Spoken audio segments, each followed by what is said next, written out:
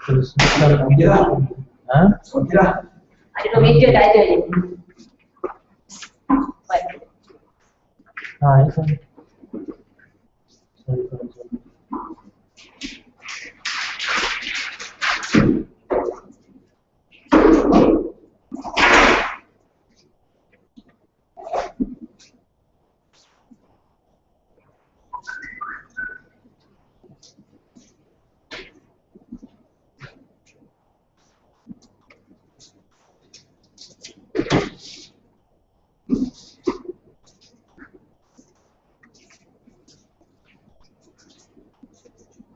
Apa speaker? Jasmine. Satu Cik Zaid. Commercialisation.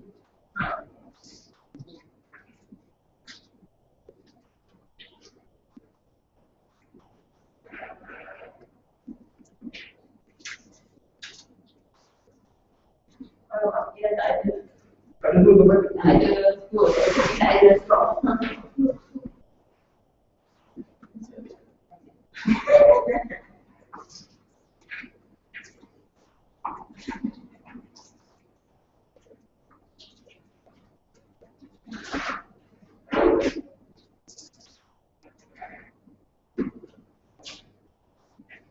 saya kalau saya tak nak saya punya produk ni dia nak. Betul ya?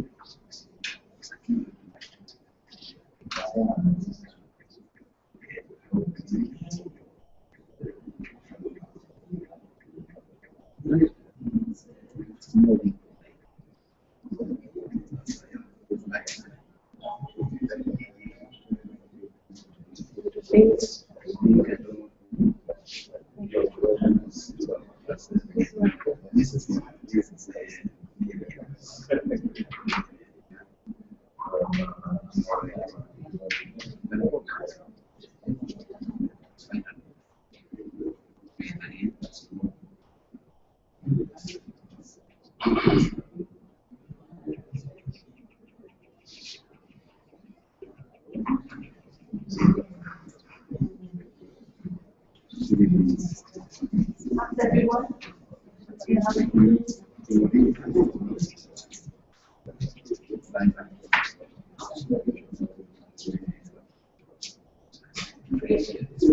Assalamualaikum. Good morning to everyone, ladies and gentlemen.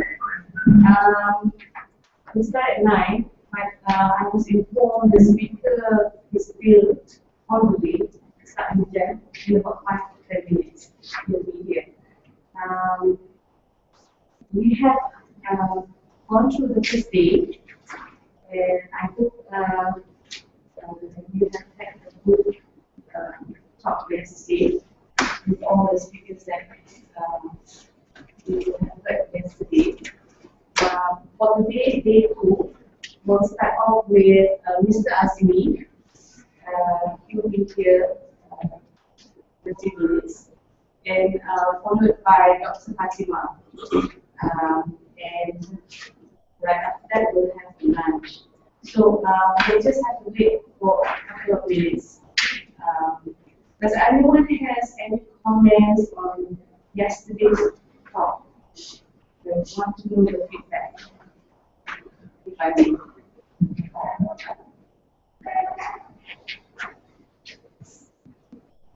I would like to, even though we put some promises yesterday that it's more materials. Yes. For example, let you know how this MTDC is organized, how does it work with the government ministries, and so on. Thank you. Mr. Alexander wants to know the establishment of MTDC, how MTDC was actually assisted by the government, right?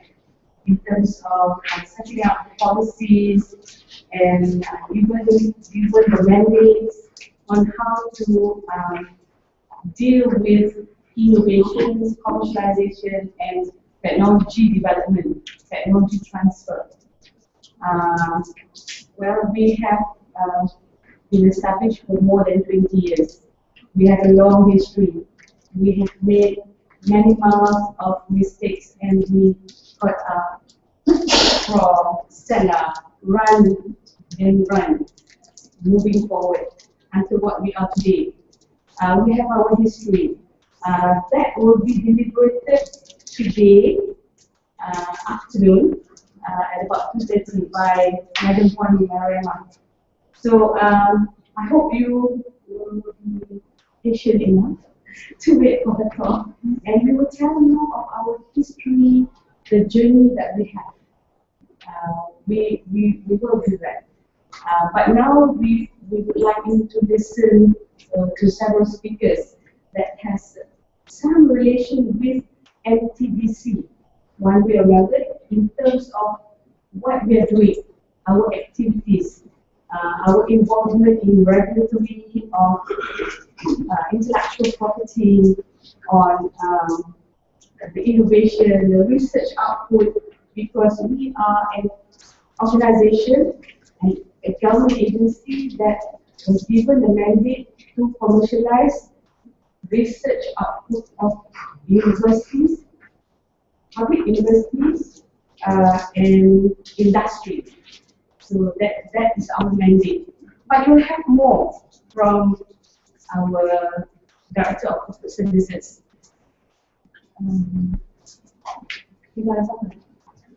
Okay, so any more comments? Or maybe it's too early to ask questions. Alright. So just a couple of minutes, I will come and inform you. Thank you.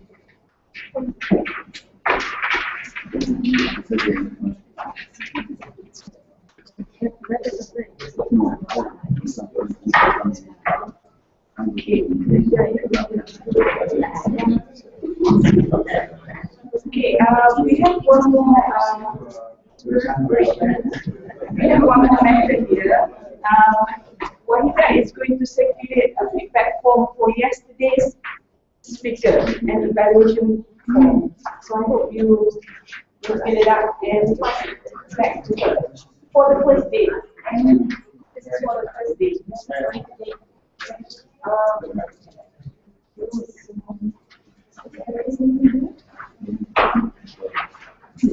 Yes, sir. Yeah, only the first day. It's an evaluation for the speaker. Oh, For the speaker. And yesterday's speaker. yesterday's speaker. Oh, yes.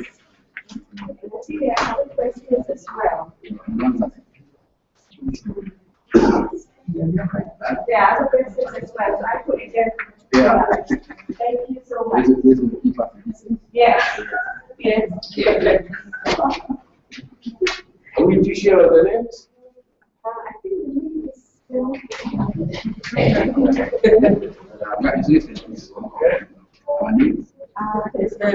The speaker's name.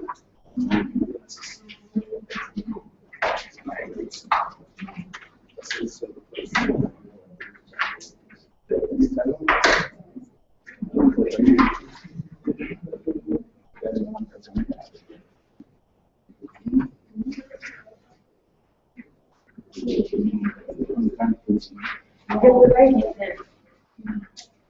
Trainer's name. Okay, the trainer's name are not listed there. So actually you have to put the trainer's name. There's 3 yesterday. There was myself, there was Mr. Nur Ahmad, and there was yeah, it's in the program. A1. This is just one form. Okay, we have to have another form.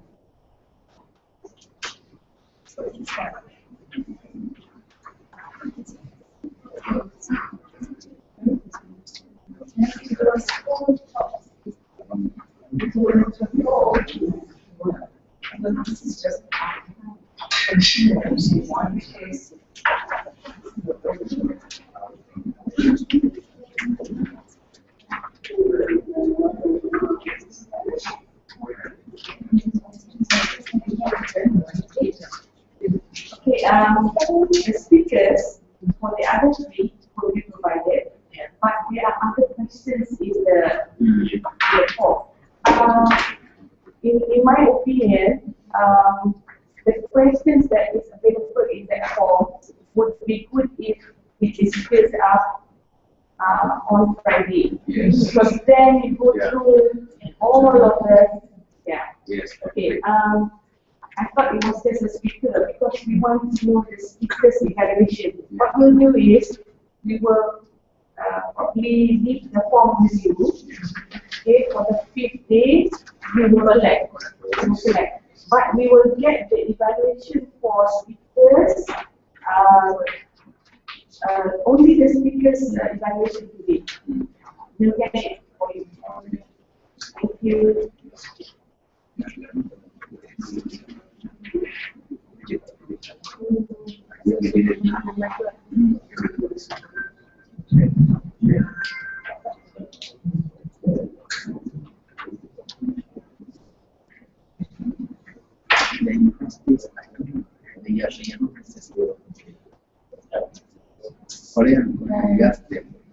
By the way,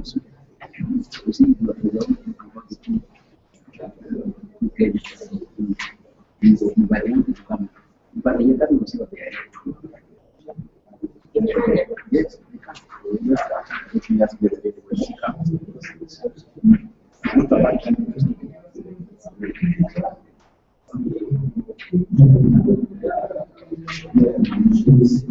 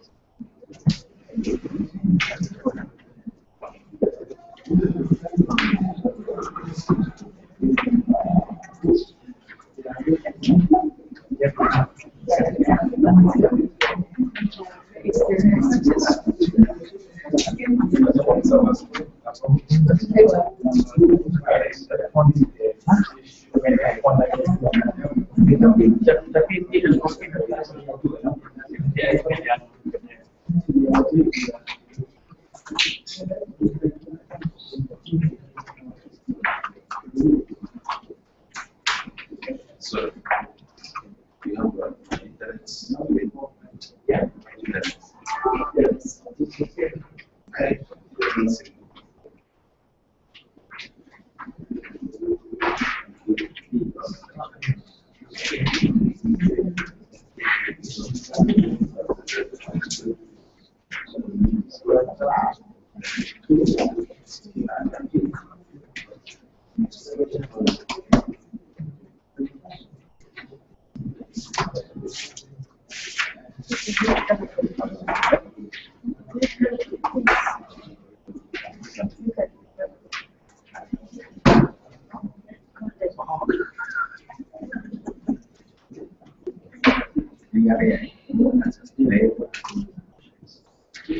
Okay, while Mr. Azmi is preparing slide, Mr. Azmi Sai is managing director in my letter research consulting in Singapore. He graduated from the University of Malaysia with a Bachelor of Chemistry in 1992. He was a British petroleum sponsored student and trained in commercial project development by BP during his undergraduate years. He joined ExxonMobil operation upon graduation via Astro Malaysia Berhad. With ExxonMobil, he was trained in process engineering, short-term planning, long-term planning, project evaluation, and economics and investment appraisal. So, Azmi has experienced 3 times business startups and various experience in the area of product development, business development, venture capital, operational planning, plant production management, and ISO 9000 quality management system. He had also successfully managed technology transfer from promotion international AV to the Department of Fisheries between 2006 and 2008 on semi-submersible fish farming cage system.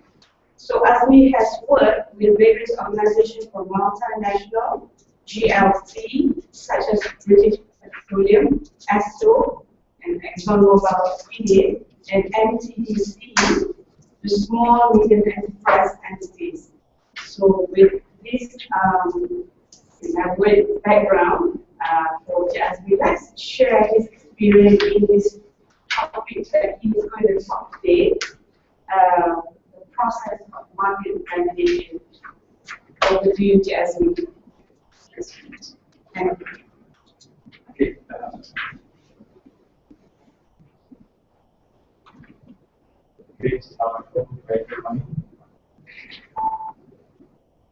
Okay, my name is Azmi Sai. First of all, let's a little bit about myself. Let's explain.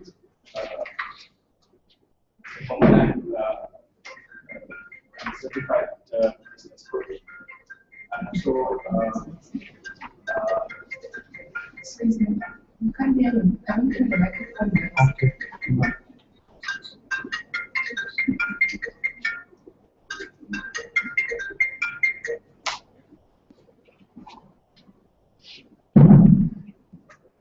Okay.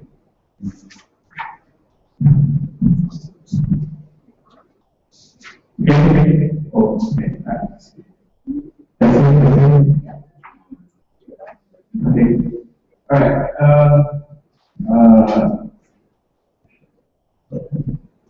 That is right. Okay. I'm a certified consultant, and I've been in the aviation industry for I think more than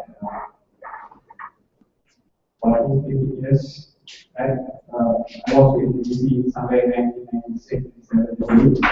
I left DC and I started my apprenticeship journey. And then I experienced before I left DC, I experienced about 2 or 3 startups. And today I experienced about 8 startups that I work on. So, and then the founder of my club, we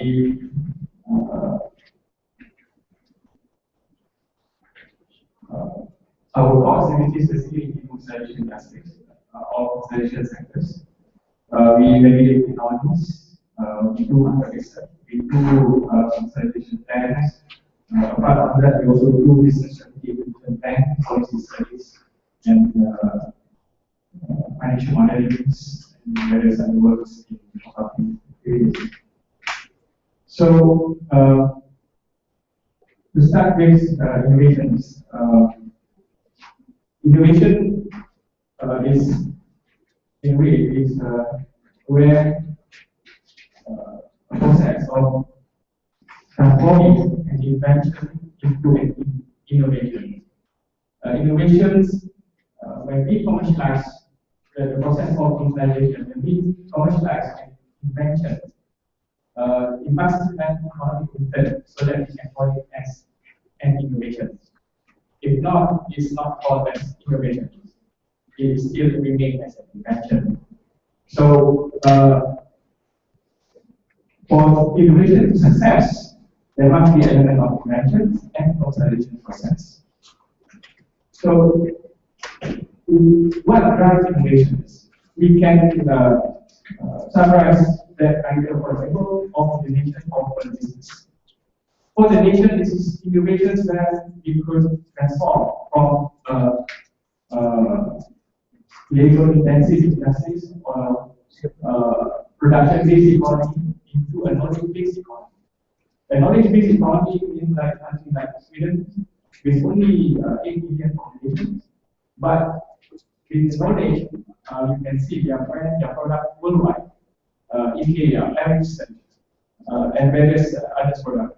Like the Norwegian, also, which is the most expensive city in the world, with small populations. But their key strength is in oil and gas technology, which most of the oil field in the world using their technology. So what happened to this country? Basically, their money keep coming into the country, while activities being done out of the country, and what they did, they just transfer their knowledge, transfer their intellectual property to the business that operating in each of these countries. So that was called what drives a nation if they want to go into an innovation-based activities.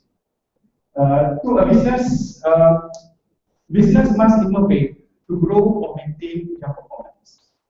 If they want to grow or maintain their market shares, they want to grow or maintain their sales performance, they must innovate. Otherwise, if you look at the product life cycles, towards the end, they will lose the market. Competition becomes innovations. Then they will be struggling to survive. And all to increase or maintain their revenue. So to increase their revenue, they need to increase their offerings. Offerings new products, it must be different products that has innovative features that people want. So to the people, innovations in general basically to improve quality of life. We need to have innovation that enable us to produce higher productivity. and increase the people's prosperity. So these drive innovations.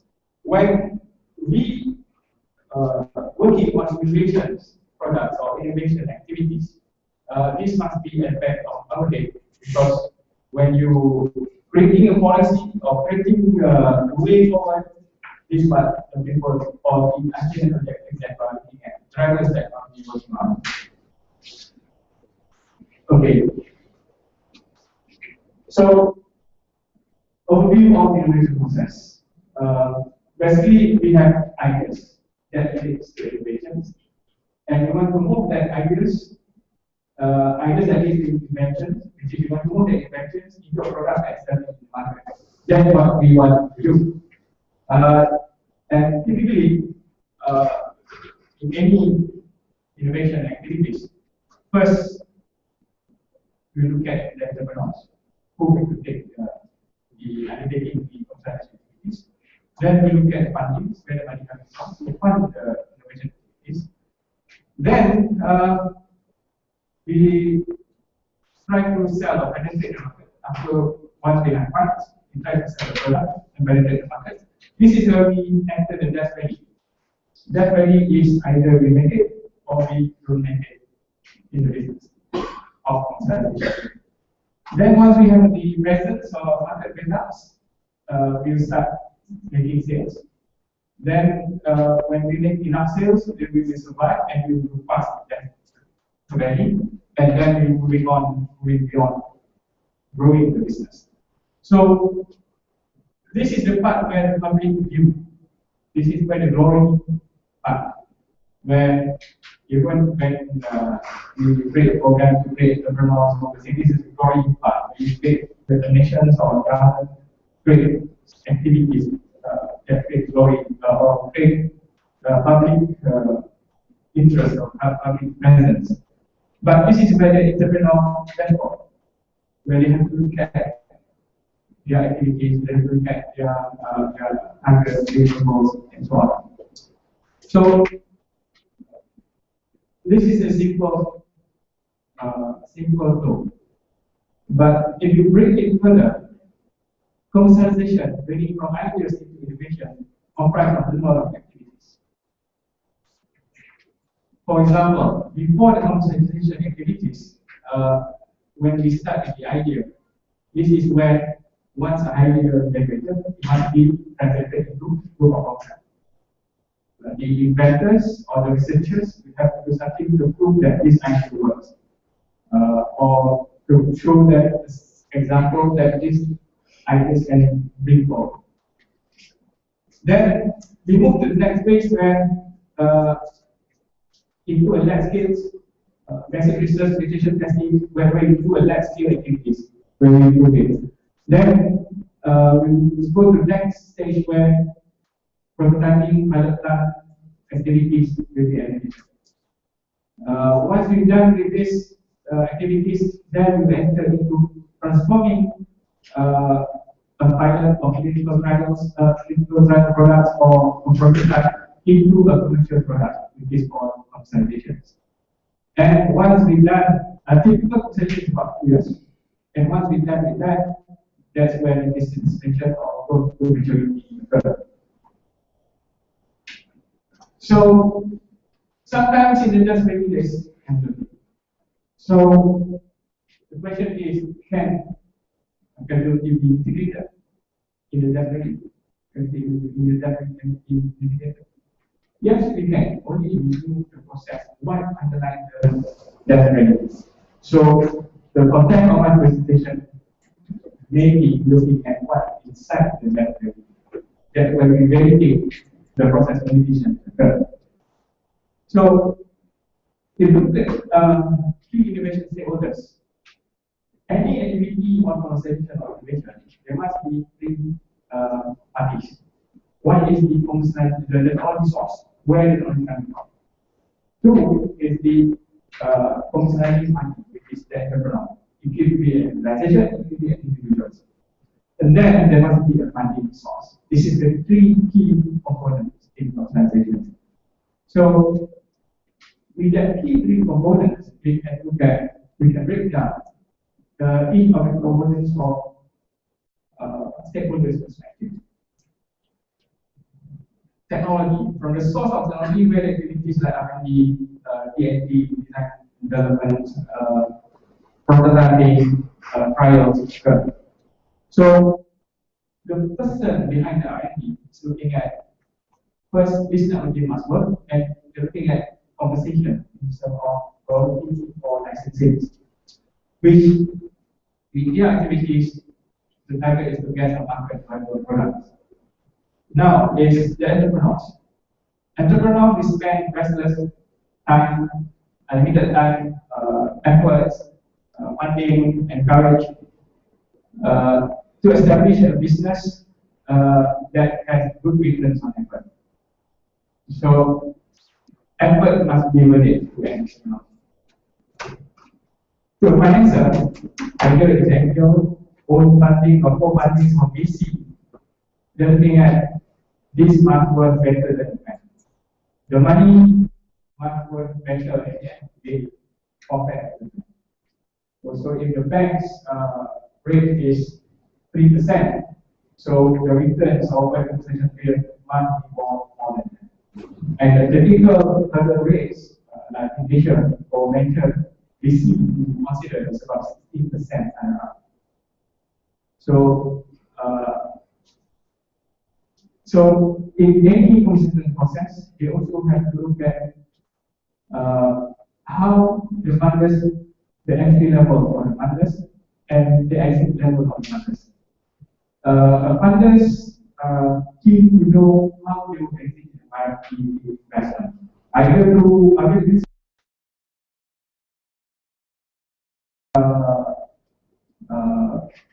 management buyout or depends on the mechanism that's required. Okay. So, but overall, after looking all the interests of each of the components, but to make a concession work, the number one question is, do a paying customer exist? When you're looking at products, the first question is, do a paying customer for this product exist? And how to look at whether the paying customer exists or not? You have to look, is there any competition for the products in the market? So if there is no competition, means there is no budget to pay for it. So if you say that this technology is pioneering, there is no competition in this world, you have to look for competition in terms of the technology. Say, in terms of applications, the methodology, how to approach, how the technology work would be different, would be innovative, but there must be competitors in terms of applications, in terms of depend on segments. Because that happened to this some of this technology where you can see the at early stage where people say that or reported that this technology is very promising, very good, but it doesn't pass that early stage of applications or of market segments. Simply reason because some of this technology they market it as there is no other competition. So users or consumers cannot relate, or there is no market for it, simply saying. So, do the paying customer exist? The other one is there must be a compelling reason to buy the paying customer for that product. These are the key questions that we ask to any vendor, any research, or any products, or even any startup for that matter. So again, as I mentioned earlier, we have three key parties. So the first part is technology source, commercializing party, and funding source. But in Malaysia, this is what we have at the moment. Technology source comes from the private, public limited company, or multinational company, or multi-layer companies, the public industries or research institutions, the ministry, Ministry of Health, Ministry of Higher Education, Ministry of Science. And the commercializing party being the entrepreneurs, organization like MTC or enterprise, and agencies that facilitate commercializations. And the funding source, when we have various kinds of fundings, R&D funding, central funding, consolidation funding, reform funding, growth funding, mezzanine funding for venture capitals, and also some specific VC funding. So, but in between of these three funding, we could call it accelerators. Key activities or key components that accelerate technology consolidation. One is the incubators of the artifacts, like you see here. So we have MTCP started artifacts on the side back in 1998 and 1999. And we have two companies that already listed on that side, that ranking that side. And now this is incubation 3, and there are other demonstrations from other universities, which facilitate the growth of innovation, or growth of technology-based companies in the country. Media dissemination. Media dissemination is important because you need media to disseminate what technology we have. Over in many countries, even people inside the countries that are aware what technology available in the country. Exhibitions, market makers, consultants, angel investors, these are the key components or support systems that must have to accelerate innovation in any country.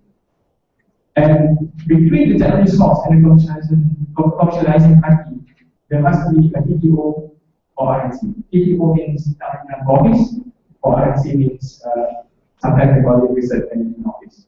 So the TTO officer or the RNC officer must be competent in selecting technologies to promote for commercialization.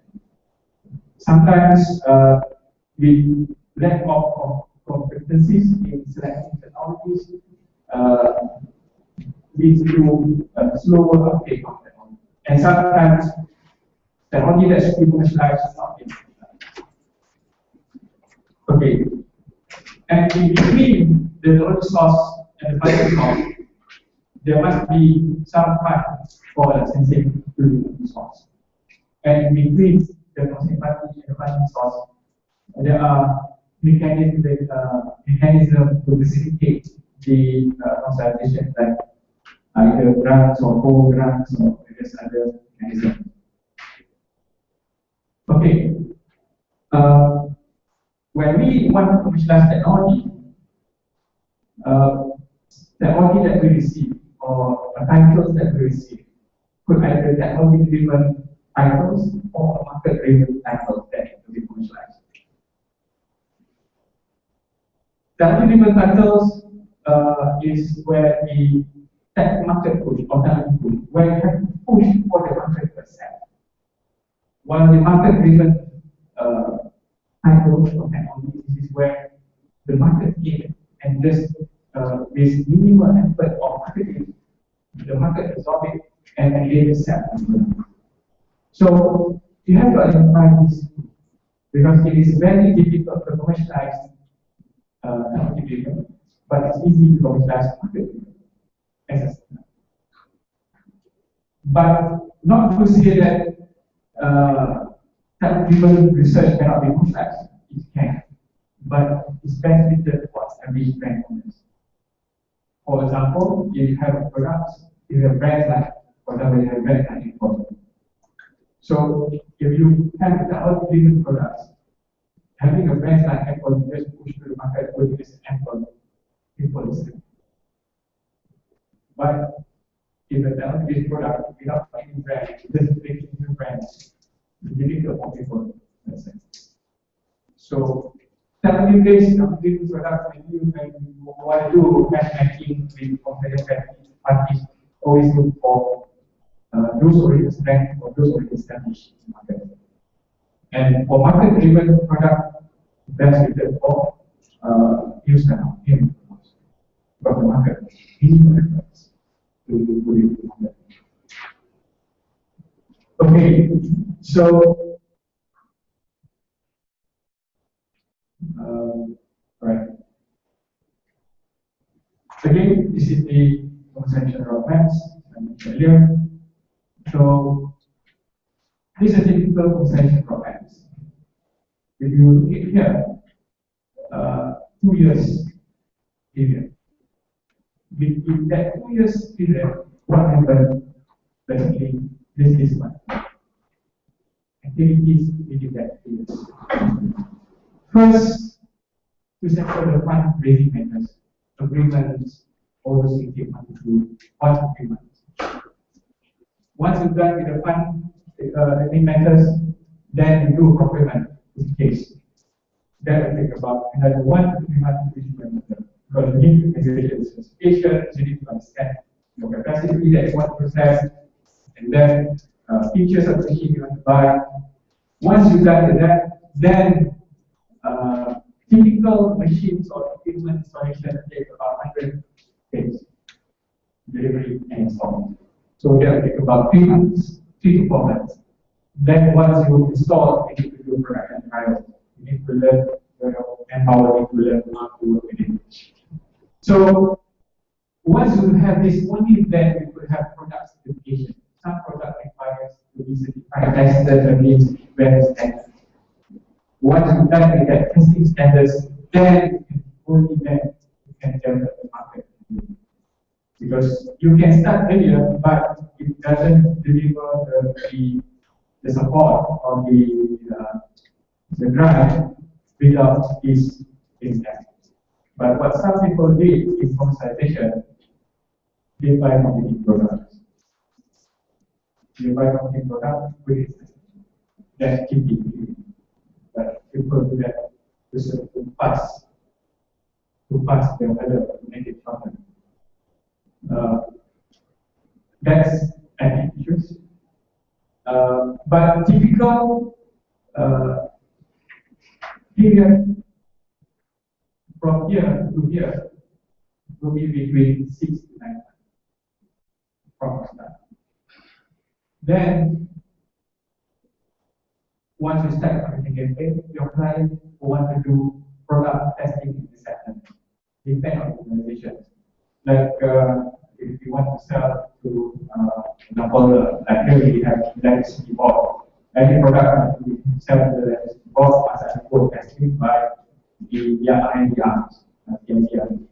So TMD R&D will take about 1 to 3 months to test the product and certify this product accepted as to be applied in the India procurement. So once that done, only then they could register the product into the system. Once they register the product into the system, they will start the tendering process to release the product. Then they can if the road is right, and will be passed. They put out a tender act, they put out a tender process, 2 months, and then put out a tender award. So once you have that tender award, normally this will happen after month number 16. That depends. If it's government procurement, the budget is annual. So the release of budget normally occurs first quarter, and release of contract tenders the second quarter. So if you miss the second quarter flow, then you miss has to add another for the government procurement. May I please ask a question? Can I just find out from the process that you are going through, what kind of technology will you be commercializing? Okay. On this time frame? On these time frames, only technologies productions of products like advanced materials products or which would be cosmetics, for instance. if it's for cosmetics. I'm saying if you say from advanced materials, would it be for foodstuffs or cosmetics? This for mechanical advanced material like fiber reinforced plastics. Yeah. Products in the energy sectors, including machines. And these are exaggerated timelines, or these are your standard timelines? This I've done many times. Yeah. Because I'm looking at this. For me, in South Africa, step 1, step 2, step 3, that will take me 3 years. Just raising the fund will be 1 year. Facility procurement, ordering an instrument from overseas will take me 6 months for it to be delivered and installed and, put into working order. That's another 8 months. In innovation, that's difficult. I mean, this is the flow that we yes. I've been doing freelance on equipment based. But I'm telling the truth. In Malaysia, it's not so much like that. I'm saying that you look at this, like because when you just did that table where you show commercialization for 2 years, I wanted to ask the question and say, how do you do that? Because truly for me, like I'm telling you, just raising funds for the commercialization project. I think what the indicators infrastructure for any fund is there. Yeah. Because we have commercialization fund, science fund. So you need to meet that criteria. Once you meet that criteria, have the right technology, that the process is 3 months. Okay. Yeah, because I wanted to go there to say that it means in your system, how do you then, do you open up calls that somebody apply any time of the year, and then they must get a response within like 2 months? How do you do that? Okay, in the country there is two approaches. One is by batch, the other one is open up for year. Yeah. So, like science fund or techno funds, where do the PCOS kind of activities, that by batch, every quarter, they have the campaign, yes.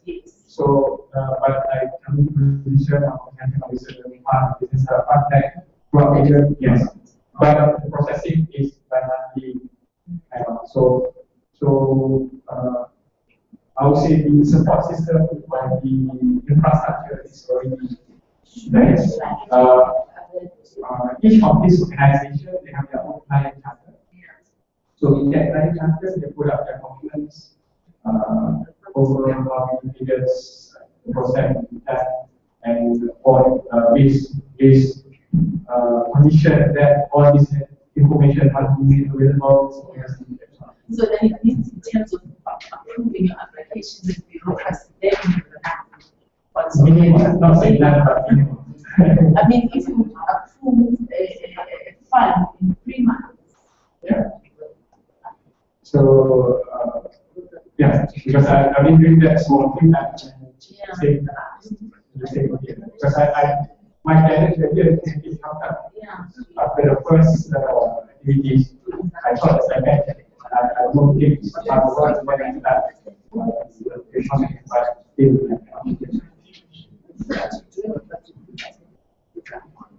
So, but in our scenario, apart from delivering get contracts, because there is another part where you get contracts, then deliver the contracts, contract delivery.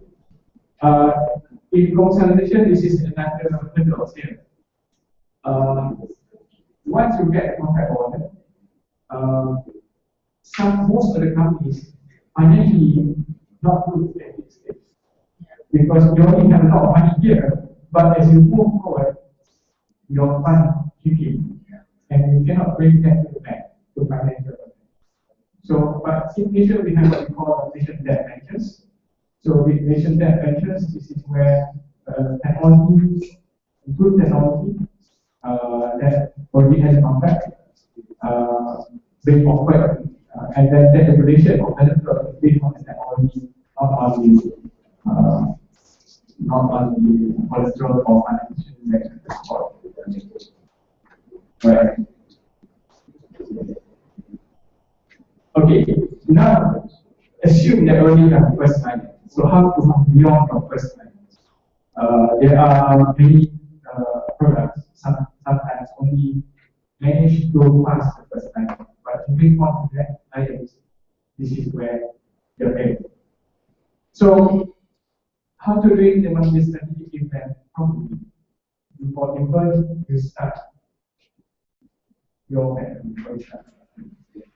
So this is what we call we need to highlight the scenario whereby we need to do market valuations, we need to do business and financial models, we need to do business plan with stewardship, and also we need to do sales and marketing plan with dynamic. So, while after doing this, then we see that consolidation efforts we will do with minimal risk or minimal problems. So it is a fact that 90% of new business and 65% in new product field. This is based on the study in the US. And the thought basically spend 5% of the amount invested into validating all the products or all the technology, all the everything they want to do to save that 95%. This is a summary of what others done on consolidations. For example, rock metals, they call it ready fire. Renewable space, when you do investigation, CDP, the state mistake. Boundary blacks on steps, it has 9 steps on the revenue. And we have summarized all this into a 3 levels of consolidation process or validation process. So level 1 start with the assessment, level 2 we do a little bit more comprehensive, and level 3 we do a dynamic kind of assessment. Okay, level 1, we do basically quick analysis. What level is technology? We do a quick analysis. This technology has to answer few questions. We have the market and the review scores, and then we do weighted on the score. Then we decide whether to move or not. So, in the following slide, I will show you what question we ask. On the level 2, this is where we do the material, technology, financial, and operation analysis. We do business and financial analysis. And level 3, only after we have the money. This is where we do the detailed marketing penetration strategy, product packaging strategy, your plannings, and then sales and revenue also. So, if you look at the process in general, we start with technical centric activities. As we move along towards the level, it gets more business centric. We start with technology more, and we move along the process, we're looking at more financials and numbers. So, this is the reason is at this stage we already validate the technology and we know that. So this is level 1 validations. Questions that we ask. Well-answered customer service means for that particular product or user sector, is there any well-answered customer service that will pay the product? This is where you look at what is the competing product. If there is a competitor or competing product that is budget, somebody has budget to buy, then do the product has a compelling reason to buy. This is for the users or for the consumer, or whether they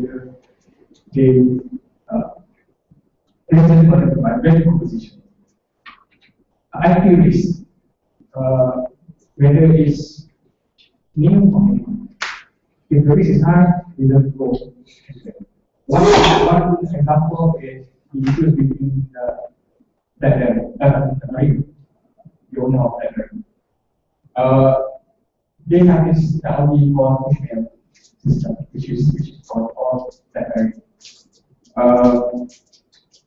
Without that knowledge, that somebody already has patent on push-mail on India. So since that guy already successful, there's a group of funders, pro funders, sorry, they bought a small company that had patent. And then once they have bought over that company, then they issue summons to leave the owner of that area for infringing the So, and of course, that doesn't mean the big companies, so they say, okay, we will go to court. So when they go to the court, these two companies put an application to the court to shut down all BlackBerry servers pending the court. So BlackBerry has no choice. We have to pay. So they settle our costs with $200 million USD. So this is why it's important to look at IT and digital stage. Very Then the perceived value of minimum one-time production cost. Rule of thumb, if the product costs $1 USD, the market value of the product or in the retail must be $4. This is the rule. So if you produce something costs $1 USD, normally you get 30% gross profits. You need to sell it $2 USD. So the $2 USD is X factor. So when you add distribution cost, retailing cost, obviously this $2 USD will shoot up to $4 USD to the market. So if you're developing a product which is cost, the production cost itself is $2 USD without including the overhead all other costs, you have to look at seriously in financial model. Otherwise, you may not pay, or you may not there is no organic reason for somebody to invest. Revenue distribution networks. So you must have a system, a product that you can to invest or you can to commercialize. It must be able to be delivered or distributed via a revenue distribution networks. Otherwise, you have to spend on distribution networks. That costs more.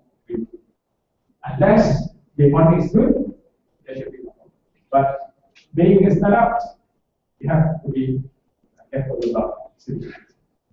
And ready support infrastructure. Ready support infrastructure means sometimes you need a machine that 3 phase or 2 phase, or sometimes you need a machine that can only be calibrated by engineers who certified. These qualifications, we don't have that. When it comes to shutdowns or troubleshooting, we have to.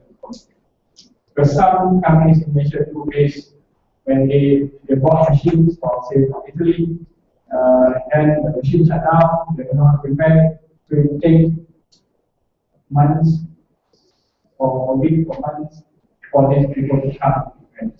So unless you have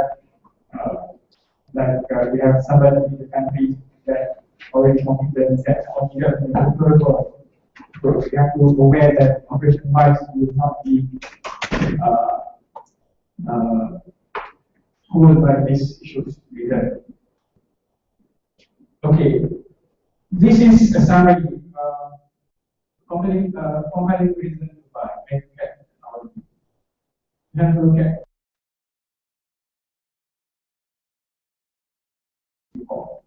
in any business, like I mentioned earlier, the drivers of the business is maintain profits or increase profits. So to increase profit, you need to increase your revenue, you need to reduce the cost of goods, admin, marketing, and finance costs. So when you look at a product, you have to look at which area this product falls. Then you know where to start. Okay. Once you've done that checklist, you can do a story, you can develop, then you can do, this is an example of our story. Create product based on the communication channels, the key activities, requirements, key resources requirements, and business potential analysis. So this is level 2, where we do in depth the market, technology, financials, and operations. We look at market demand drivers, market segmentation, industry analysis, market analysis, technology mappings, financial issues, and the operational issues. Once we've done detailed studies, we will validate each of these areas, then we go into a competitive analysis, where we do integration of these findings into an analysis that to produce a competitive judgment. Once we've done that, we go into business model, and then implementation and monitoring that. So this is an example how we like. Normally when we summarize, we like to summarize in one page. The title study what the technology is all about. Is it ready for the market or not? Is it ready to be offered? Some technology is not ready to be offered. We need to do a little more developments. Need to package the products, and then whether the study is recommended or not recommended. Whether it's standalone, standalone means on its own it can create a justified investment. Dependent means that technology need other products or other support of products so that it will go to the market. And all the other parameters. Also, we do it on demands, where we map out upstream and downstream and what market are we addressing, what is the competing technology, and what is the other technology that not in the mainstream at the moment. Competing technology is more advanced mainstream areas. So once you've done this, then you know how to link where is compete, what market compete. Okay, this is analysis, and you need to map it to your stakeholders. Who's the end user, who's the enabling stakeholders. But this product is for, I think this is for banana flour. Okay, as a banana flour, who's the users? Basically, the home users, banking outlet, and the industrial users, industrial makers. So what they do, they decide. But before they buy, there must be a recommendation by professionals such as chef, technologists, or somebody to take that. So in some terms, it is create a charisma or something, some persona, somebody that can grant that product. Then you need distribution companies, distribution outlets, and then the marketing, direct marketing, so that end user can accept the product. This is important to map out. Sometimes that product may seem like B2B, but it is B2C. Or sometimes it looks like B2C, but it is B2B. So at this level, we need to define who's really actually using products. It's a category, you define the category of products, and then you do the segmentations, profile of the competitors, you do this pricing and packaging, and then you do the market size. You look at customer segmentations, you can get this data in some of the R&D reports. This is important for you to do a cross-reference check. If you decide to sell this product for this category of target market, you can how to check whether the market exists based on population using it. Also the dependent market that you when you enter best, you have profile in the city. Very good. Targeting. Yeah. Okay. So earlier I mentioned this part, activities in that part. This particular activities. And so to summarize, first we look at this, then I show you a bigger picture, then this is a bigger picture of this. And this is the summary of the whole activities. What activities or business that we think on. Once you've done that studies.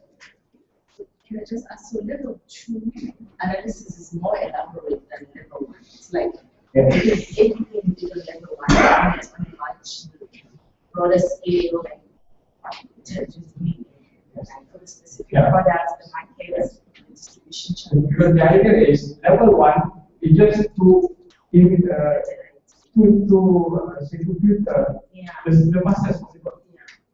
So you only work on something that is exponential. So then once there's something concept, then you spend on the level 2. No point spending level 2 on something that potential is. So you really that fast. Then once you normally with level 2, with that you can have business model, finance model. In fact, also for that. Then we present it, we have the finance. So then we go to level 3. This is where you go in details. Define efficiency.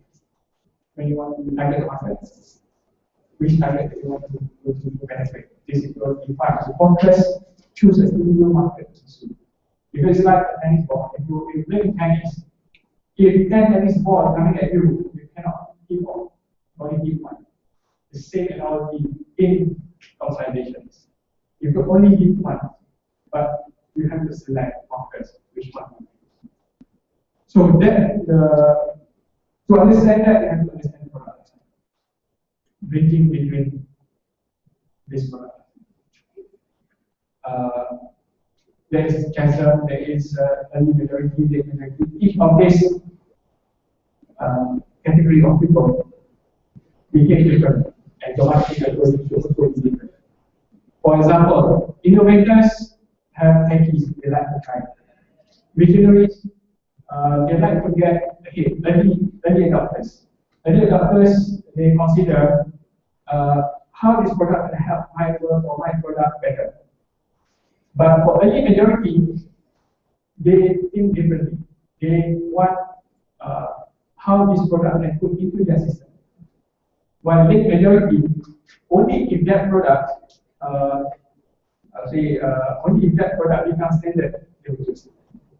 Later, forget about it. Okay. And people do ask me how to identify who's early adopters, who's. It's a tough question, but as a rule of thumb, you look at the handphone. If they are using the latest handphone, they are early adopters. But if they're using the old Nokia, that is like so that is a rule of thumb. So that's when you do when you get this product, you get big fish in small pond. Start where you have great ability to dominate in relatively short time. So to reach to this conclusion, to this point, the level 2 strategy is important. With data level 2, then you only this type of this one. You put it into a business canvas. This is a summary of business canvas. And then you put it into your the models, you can go execute it. Then you define details of your activities, your key partners, and then investment requirement. So again, okay. This is last slide I will share. Leadership style, commercialization, and the team. At different stage of commercialization, basically there should be a different leadership style. At early stage, a startup, one year preparing. There's no democracy. In early stage, immediate success. Okay. Then you move to leadership. Only then you have market growth, the company is there, then you go to business. Because you need public funding. At industrial stage, there is no public funding yet. So you're on your own. You have to do yourself. I would say you have to follow the market. So I think that's my last slide. Okay,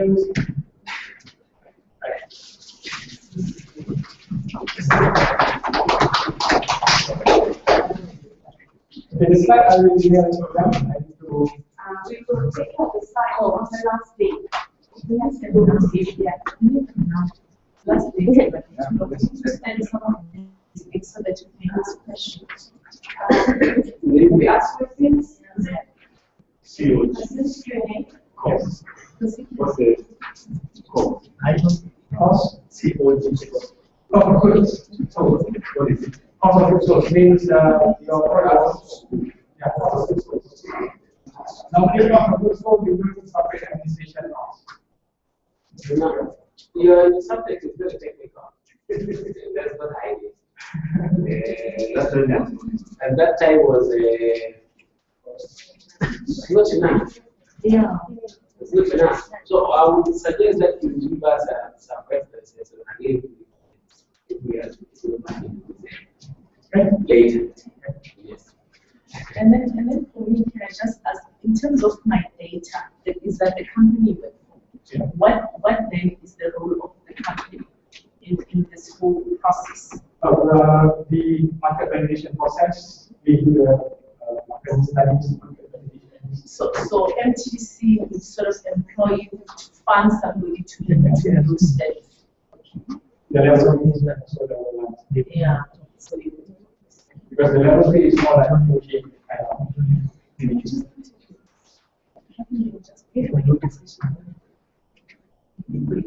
I was very excited. yeah, thank you very much.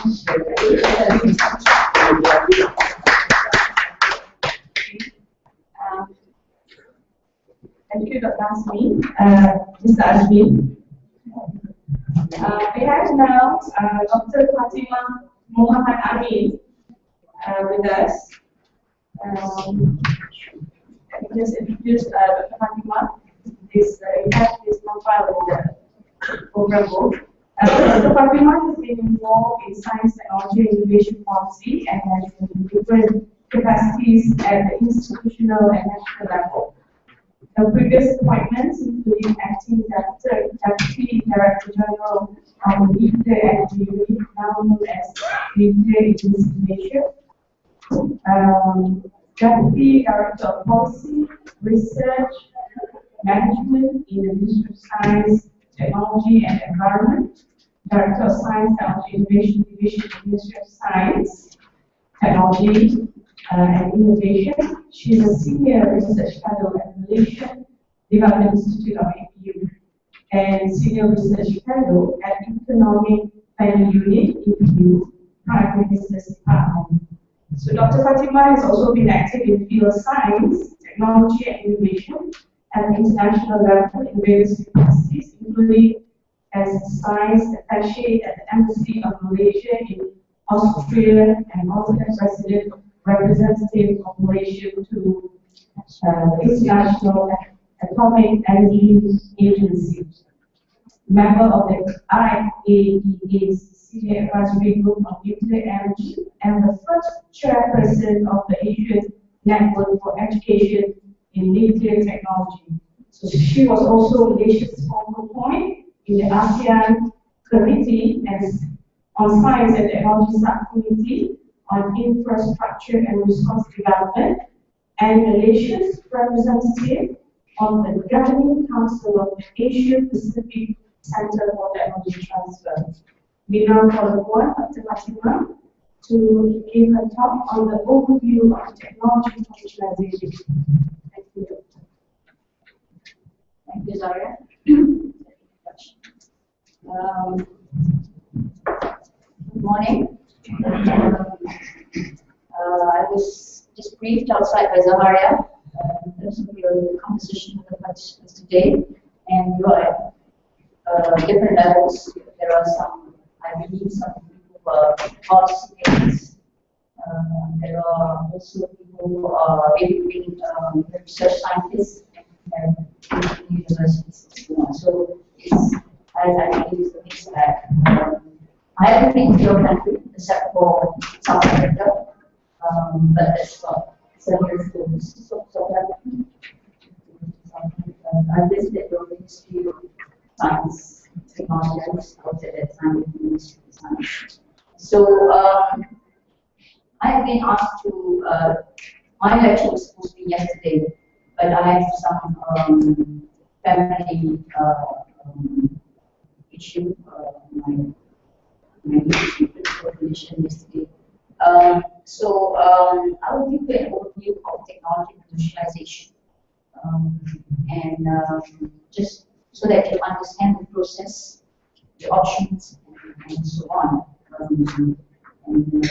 I believe in your country, technology commercialization is very important, especially to drive the economic growth of some certain sectors, especially the technology and science-based industries. We in Malaysia, we're not really, part of the world.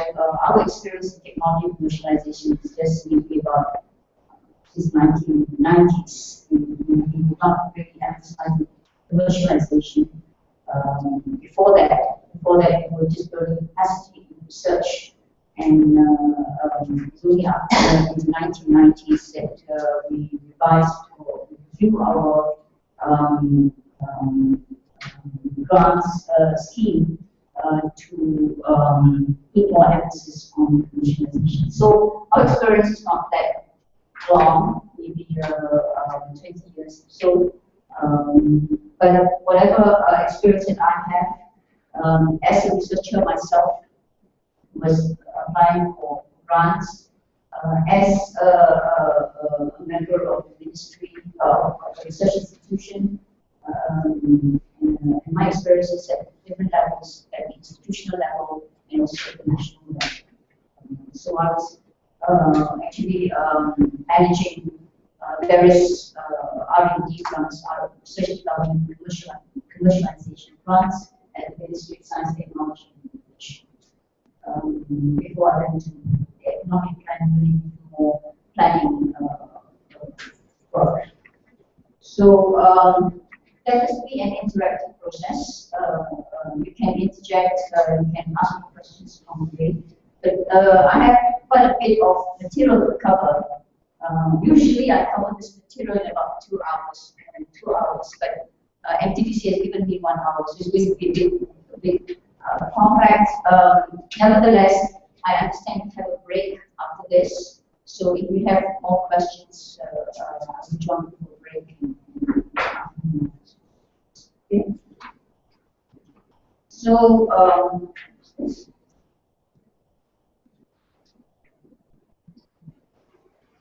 okay, my lecture I will cover definition, what we mean by technology commercialization, why is it important, especially for societal benefit and also for wealth creation.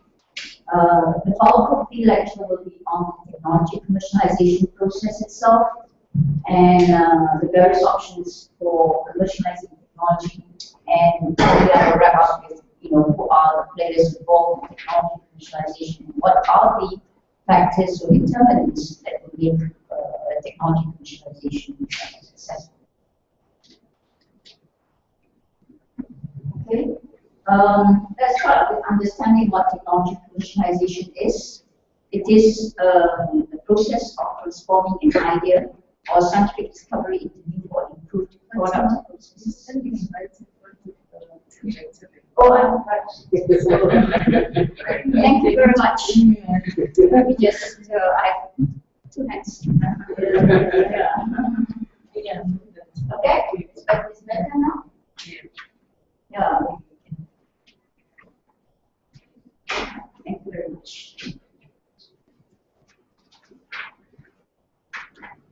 Okay, some of you are involved in research, and research, the output of research is knowledge. But knowledge itself doesn't give you the economic value. So it's only when you transform your knowledge to a discovery into a product, a process, a service, that it will generate the economic value. So that's what technology commercialization is about. Usually, we visualize technology commercialization as a linear process. It is not.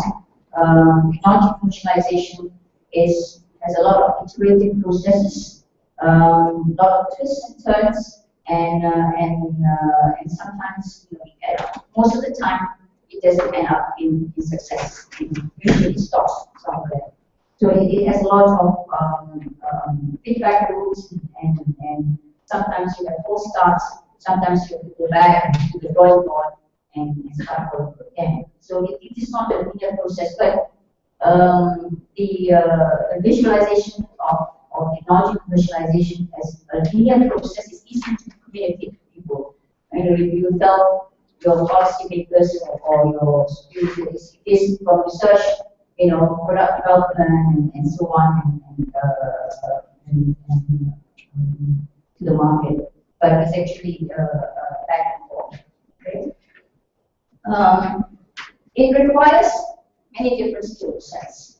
Okay? It's not really the researcher himself. It's not the technology developer. You need skill sets to market your technology. You need skill sets to make the technology incorporate into a product or into the process. So you need people who can do product design. You need people who can who understand the supply chain, financial, accounting, legal. So all these skill sets need to be in place for you to commercialize the technology. And usually, when we pitch, people who are trying to raise funds, they pitch their proposal to a venture capitalist. Usually, the first thing the venture capitalist will look at is your team. How strong is your team? Who makes up the team? So the structure of the team is very important when trying to raise funds for technology commercialization. There are various options for technology commercialization. Most common is licensing, but also you can create a venture or through a joint venture and so on. But it depends on the type of technology that you're trying to commercialize. It depends on the nature of the knowledge to be exploited. What is it? Is it a biotechnology? Is it IT? And so on. Secondly, it depends on the capacity to protect the technology. What we call appropriate in our terms, we call it appropriate conditions. How strong is your can you protect your intellectual property? Location control of complementary assets, because when you commercialize, you need to produce, you need to manufacture. So you need to find where are this what we call complementary assets. Where are how can you which company can manufacture your products and so on? Which company can sell or distribute your products? And also, of course, the institution or government policies will determine what sort of option you should choose.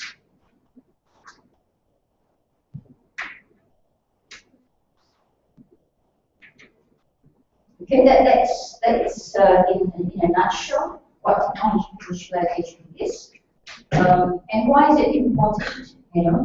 As I said, science by itself or knowledge by itself doesn't generate the economic, the tangible economic value. You need to create, the products or processes from the knowledge of the technology that is being developed. So an idea itself, as I said, is no economic value, and commercialization provides return to public investment in research. The governments provide a lot of money for R&D. I'm sure various ministries, I'm not sure how the system in your country is organized in terms of funding research.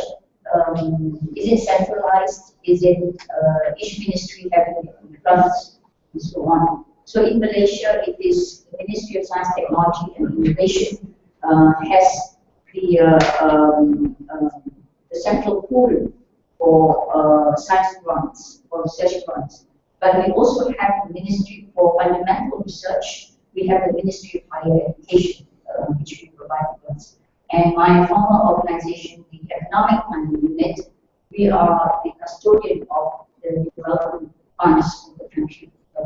And we allocate these funds to the Ministry of Science, Technology and Innovation, and also the Ministry of Higher Education. And they will call for bids for research from the universities, research institutions, and so on, and they will be managing the grants. Okay? So, but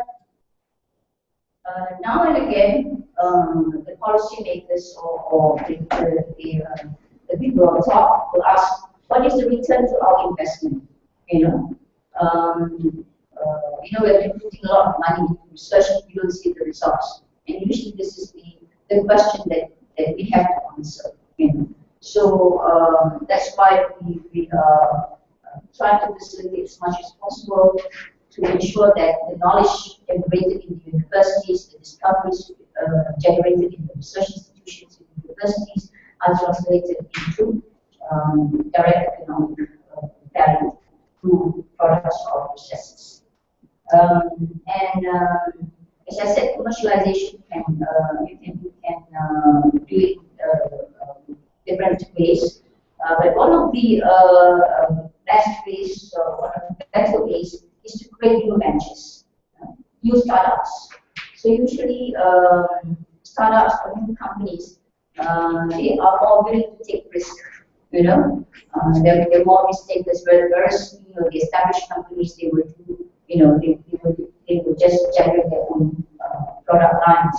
But it is the new companies that will try and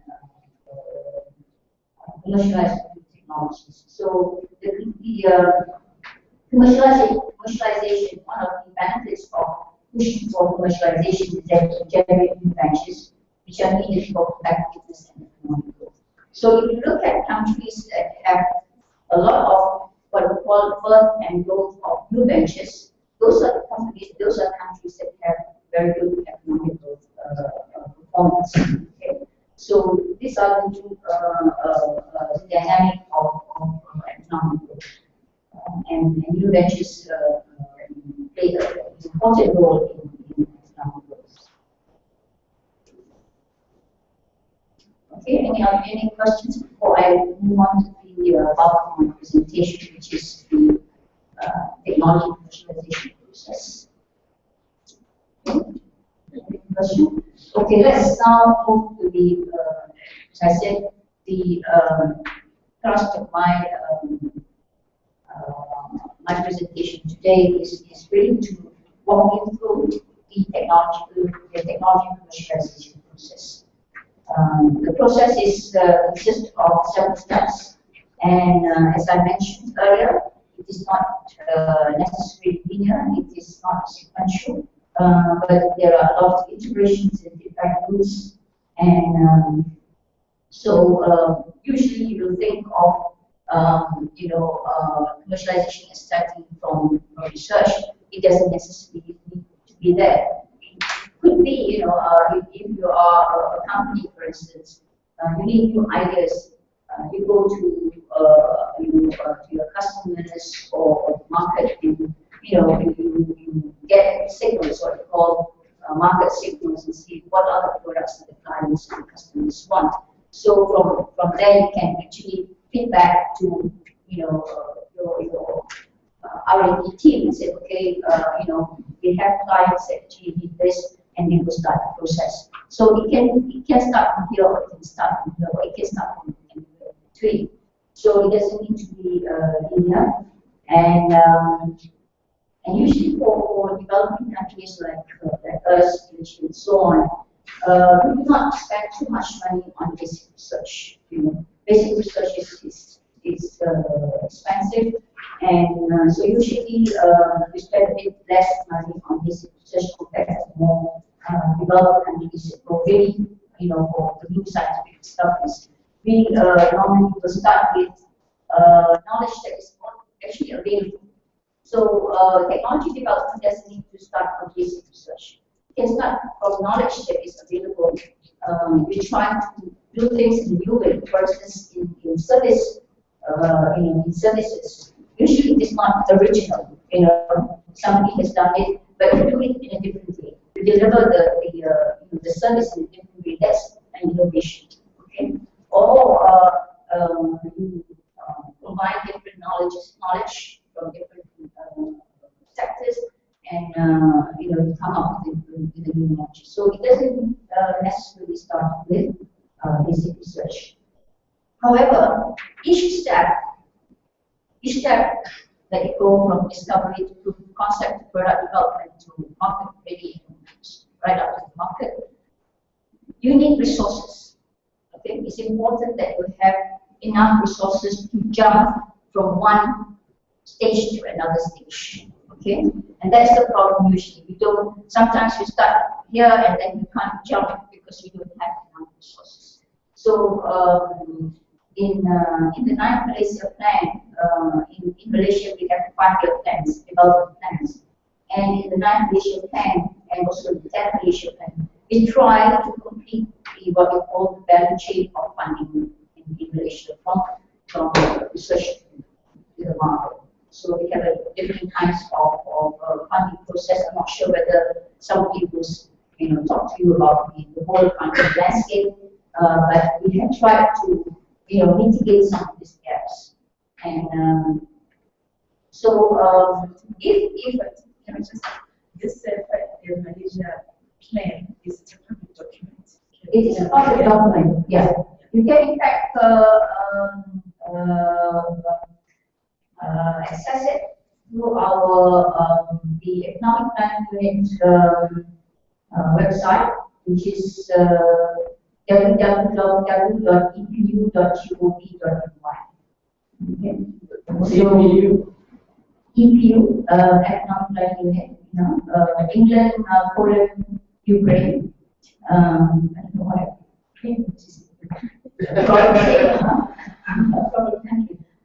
And gov.gov.my.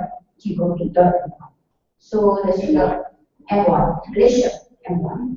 Okay. So that's the official website of the economic plan unit. My organization that just left. Okay. So we have 5 plans at the moment.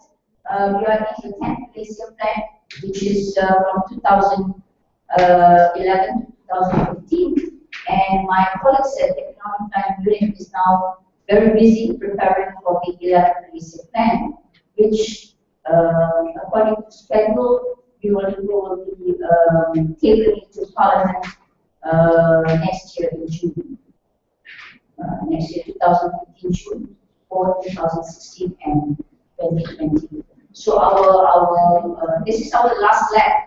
The 11th plan is our last step towards development.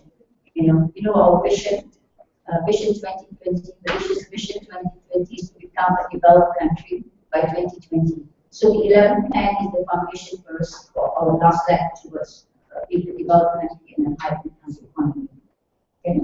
So you can access those documents. It's thick documents, but for the 11th plan, we're trying to do a more readable kind of document. Okay. So as I mentioned, every step you need enough resources because it's not just putting money into research. You need to put money into your proof of concept stage and product development and also business.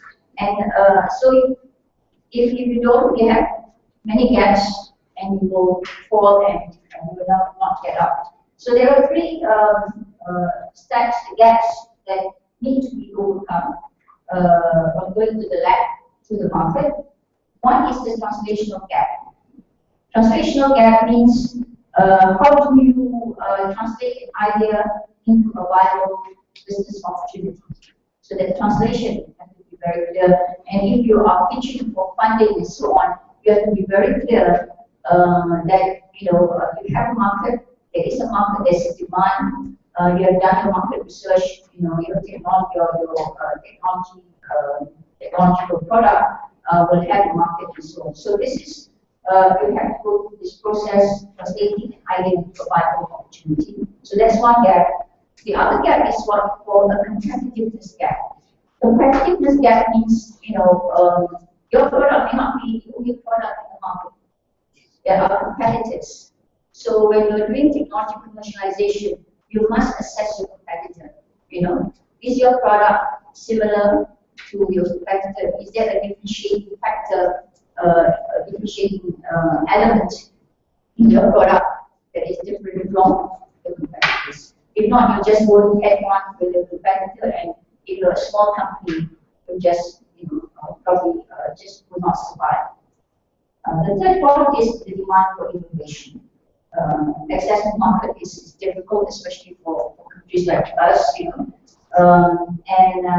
you need to have means to overcome these hurdles, especially by startups and theoretical innovation. And especially where, say, it is a really a completely new technology and there's no market. How do you go about it? And this is where sometimes the government can come in. I give you an example. We in Malaysia, actually, we are the first one that have used the electronic passport. We are the first country that uses electronic passport. So you don't have to go to the immigration and so on. You just scan your passport in the reader and you go off. So we are the first country. But when the company wanted to produce this passport, there's no market. How do you create a market? But they came to the government, because usually passport is a government document. They came to the government, they said, we have this technology, we want to produce a chip embedded document, a security document that's embedded with microchip, and it's called electronic passport. So I was at the Ministry of Science, Technology and Environment at that time, and the Prime Minister was then Mahathir, great man. And so he said, okay, you can develop the technology. If you're successful, the government will use it.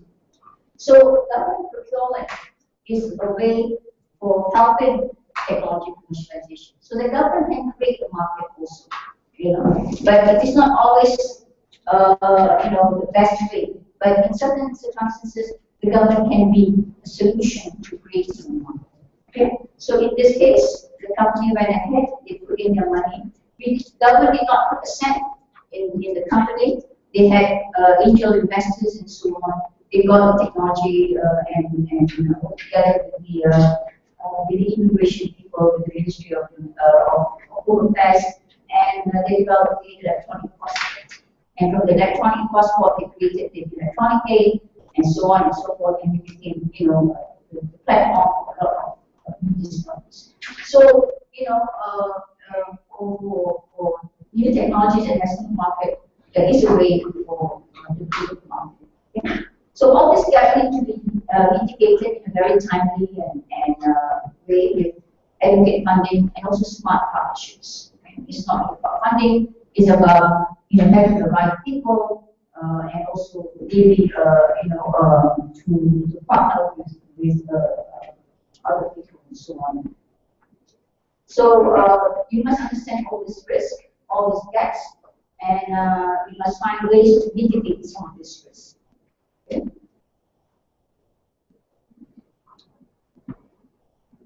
So it says again, I want to re-emphasize that commercialization is non-linear, and the outcome usually you think about you start a business. So sometimes you stop here and you have to go back and so on and so forth. So it is an iterative process.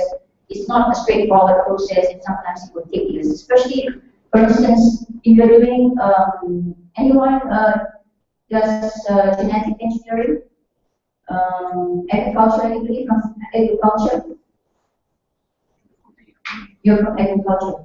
For instance, it takes maybe 10, 20 years for you to develop a new breed, of rice, and so you need sometimes, you develop a new line and it didn't work, you have to go back and forth and so on. So it's a lot of iterative process, and the outcome can be the outcome of research and technology may end up in different ways. Ideally, you want a technology that has all the properties to transform into a product and has a market. So you want a technology that is feasible, that is viable commercially, and the cost is not too high. Okay, you have someone who can take up your technology for a new product. So that is ideal situation where you have the technology is good, there is a commercial, it is commercially viable, and there is some people to take up the technology. But sometimes the technology may be good, but it's too costly to produce a product from the technology.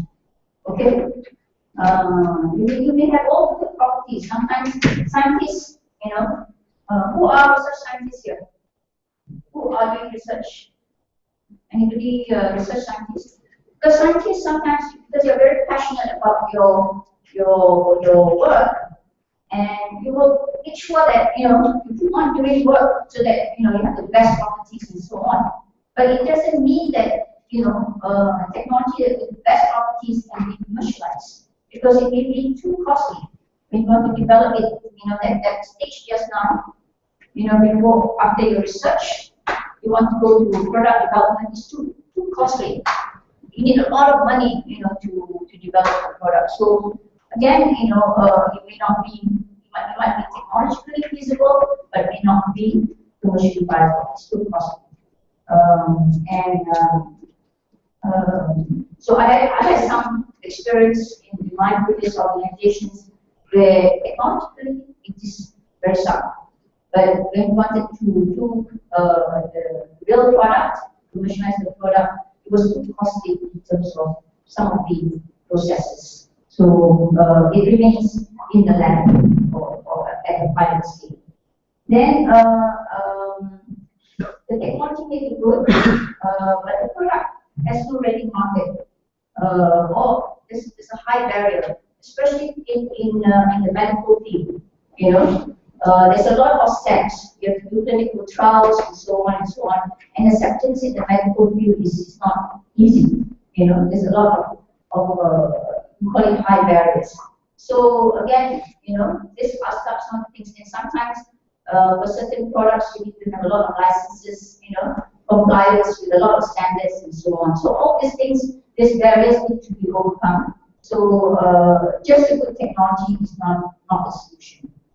The technology may be good, but it's not suitable for the customer. Sometimes scientists, they want to do everything mechanized and so on. But sometimes when you are providing a solution to say a cottage industry or a rural-based industry, they don't need all this sophistication. So you must actually adapt it to what your government wants. So these are the various outcomes. Okay, so let's start with the first process, which is what we call the ideation or the discovery phase. And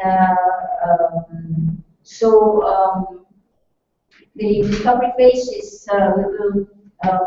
sometimes you just look at the technology. At a very early stage, you must also look at the market. When you want to do research, when you want to do develop technology, you don't only look at the technological aspect. You must have a market insight. You must know actually what is the market demand in such products or such services or such processes. So you must have some information of what the market wants. And again, the ideas evolve through constant iteration between what the technology can do and what the market needs. Okay? And so these are done by the researchers, and that's why usually when we have a fund called Techno Fund, that's actually a bridge between science and the proof of concept development phase, and usually we ask them about the market assessment. And somebody, I think, will talk to you about the market valuation and so on. So the technical market insight will envision an idea for new technology and developing an understanding of the market needs.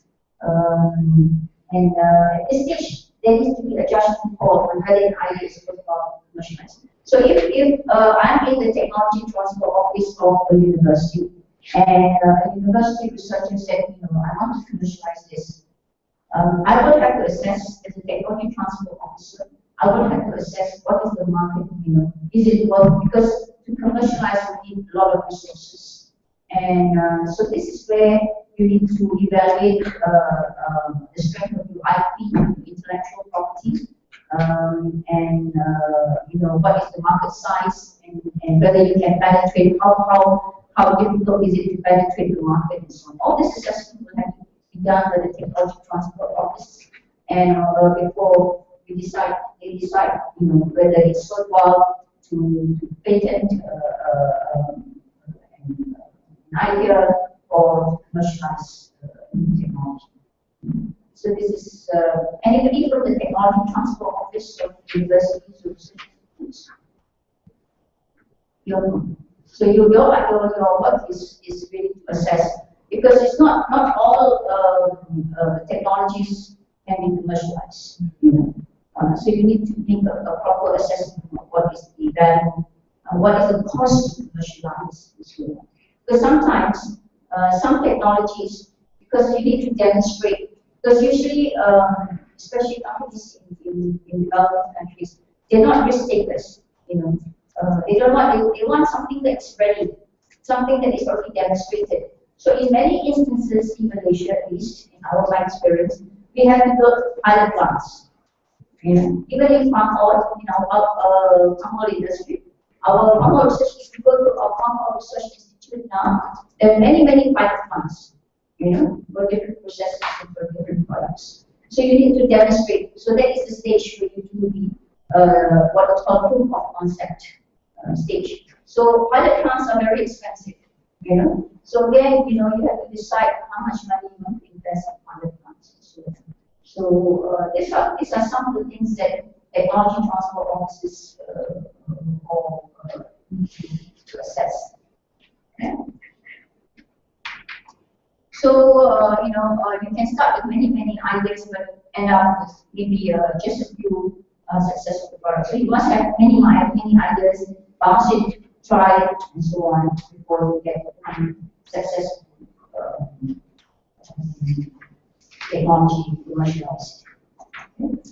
So the next stage is I'll go back again just to recap.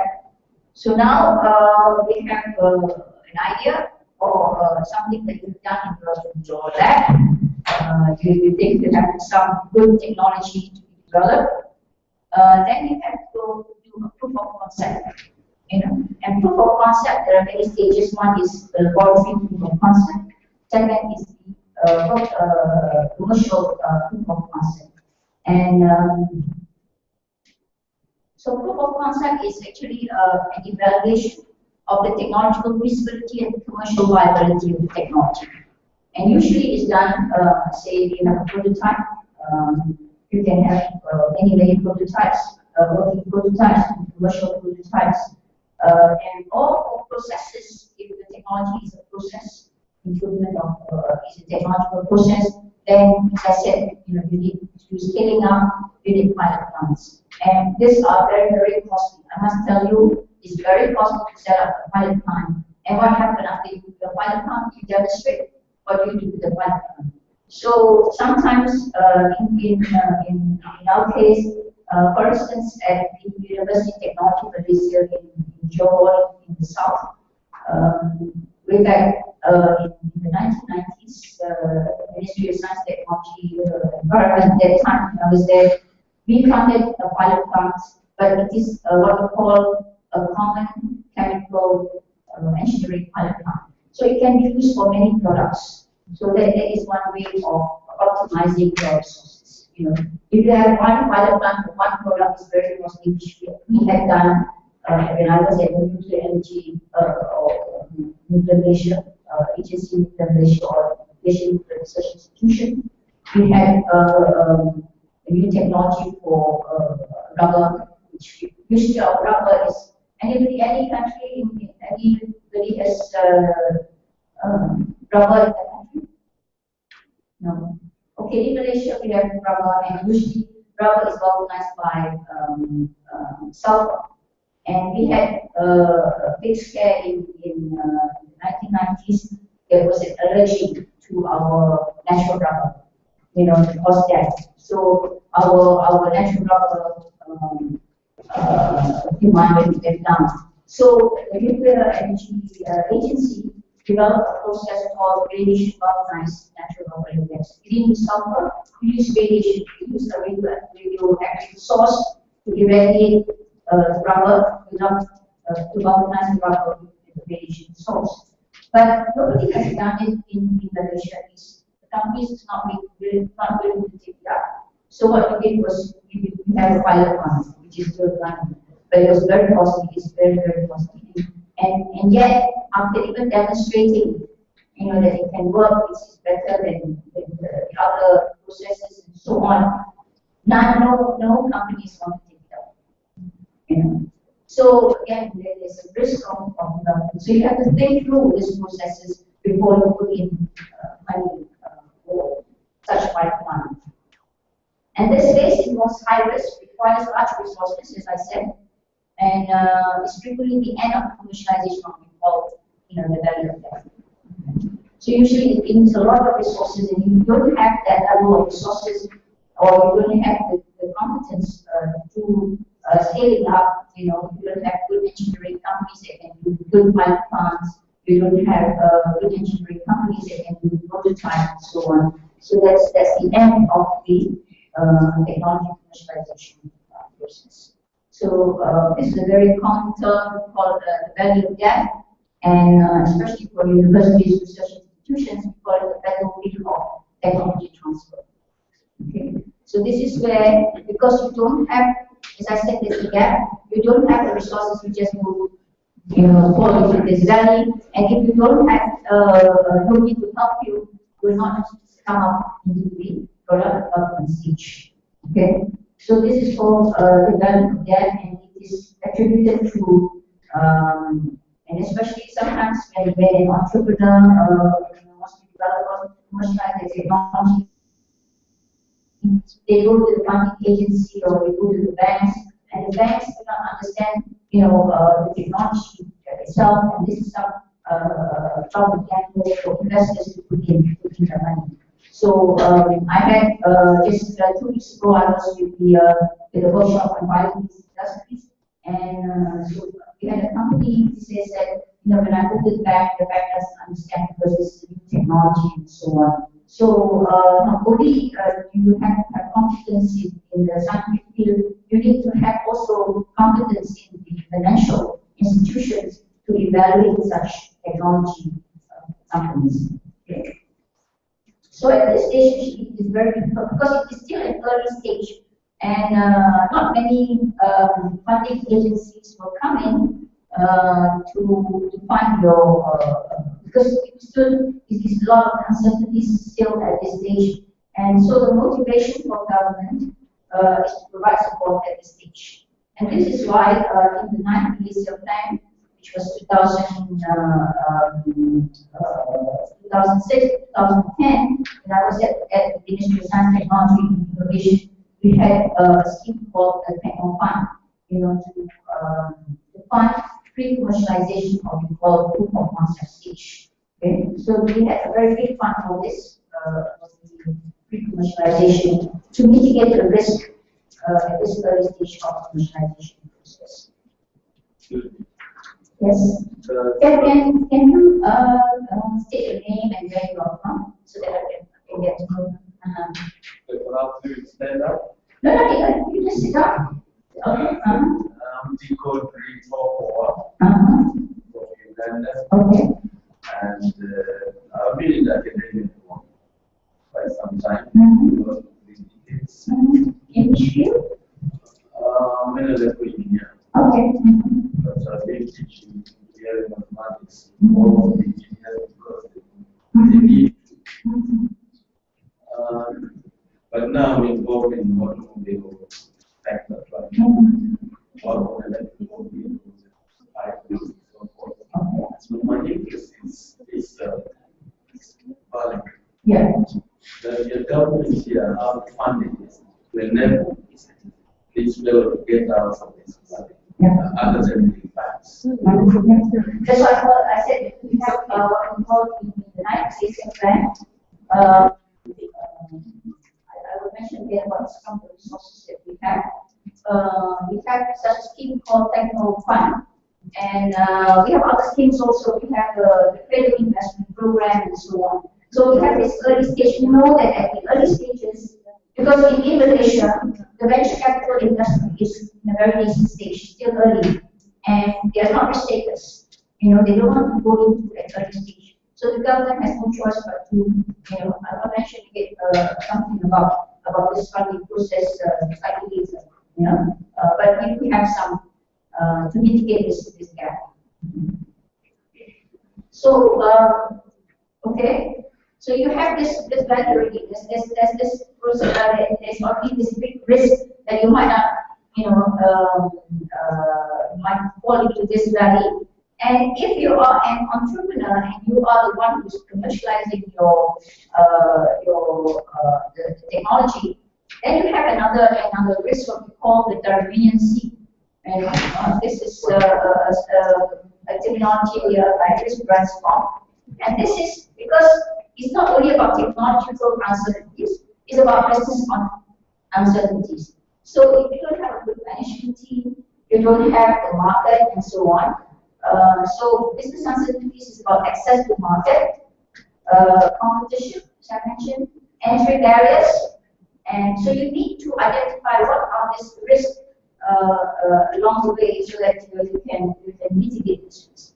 Be in the government also, I know more in the government, but the government understands all this risk, and therefore we have schemes like we have a business startup scheme. You know that if you're an entrepreneur, you just start up your business, you usually do bootstrapping.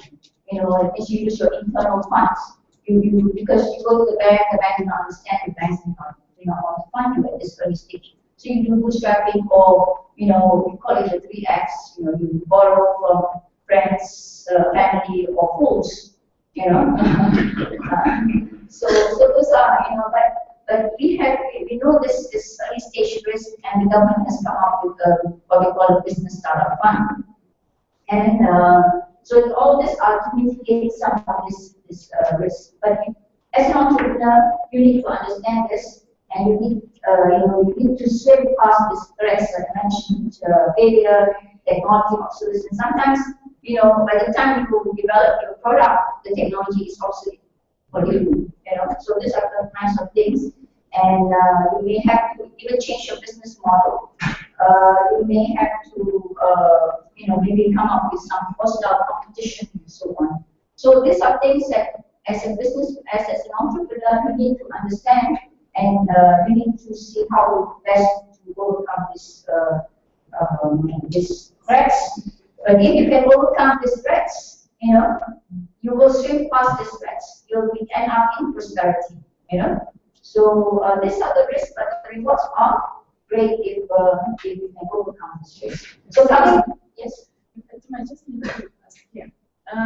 When you have, now you're talking about, once the technology has been improved, and now we want to commercialize it, we entrepreneur.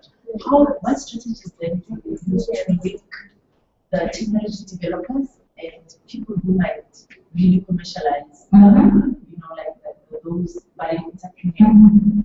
What are the linking strategies? Okay, we have actually many initiatives.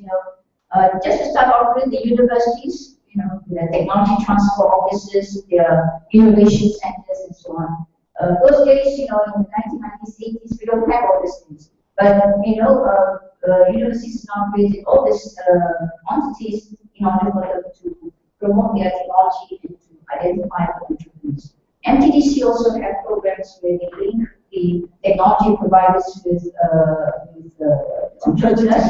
Yes, and I think somebody will talk to you maybe Marema tomorrow in the afternoon to speak about the symbiosis program and so on. The SME Corp, I understand there's somebody from the SME organization, Small Medium Enterprise. The SME Corp, all the SME funding and so on is centralized now in the SME Corp, the Small Medium Enterprise Corporation, which is under the Ministry of International Trade and Industry. And they also have programs where they try to link their SMEs with the technology providers. So we have also agency, innovation agency in Malaysia. So we have now many initiatives for us to link these two parties together. But I must tell you, the marriage is not easy. The partnership, usually doesn't work. because it's two different cultures. You have scientists who wants to develop their technology to the best that they can, whereas businessmen don't have the time for that. So there's a lot of cultural chasms, between the entrepreneurs and technology providers, and you have that's why, for instance, in MTDC we have this group of advisory, where we try to help sort of the communication with technology providers. So it's very important to have this interface. And usually in universities, the technology transfer office one set that does that. But you must also, you need people who can, what we call boundary spanners, who can understand the business side and also who can understand the scientists. So not many people can have that ability, but these are some of the things that you need to have. Okay, so coming back to your resources, your question just now, usually at the early stages will be public funds. You provide the research resources, and in Malaysia we provide up to the early development stage, and then you hope to get the private sector to come in at this stage, but it's not necessarily easy. So the idea of having the government provide funding resources is not only for the government to keep on pumping money, but it's actually to encourage private enterprises or private investors to come in and take up the technology. So, for instance, why the United States, the commercialization in the United States is quite successful compared to other countries, because they have a very good venture capital industry. But even that also is not enough. They have a large, what we call community of angel investors. People with lots of money, the Rockefellers and so on, who have the money to invest in this technology. Who don't know what to do with their money, I guess. And so recently in our budget 2014, what we do is we incentivize our people, our angels, to invest by giving them a tax break. So if they invest they put their money into a technology company and so on, they will have a tax break. So these are some of the incentives that the government is trying to provide. But on top of that, as I said, in Malaysia, the venture capital industry is still in a very early stage. So what we do is we created public venture capital. We have MTCP, we have MTV, and so on. So it's actually not private venture capital, but public. So that actually the government put in money into this venture capital. Okay, because we have no choice, but because as we grow, hopefully one day our venture capital industries will mature. But at this stage, the government has to create our venture capital. And one of these companies mentioned too? MTCP is Malaysian Venture Capital. MTCP, Malaysian Venture, MABCAP. Okay.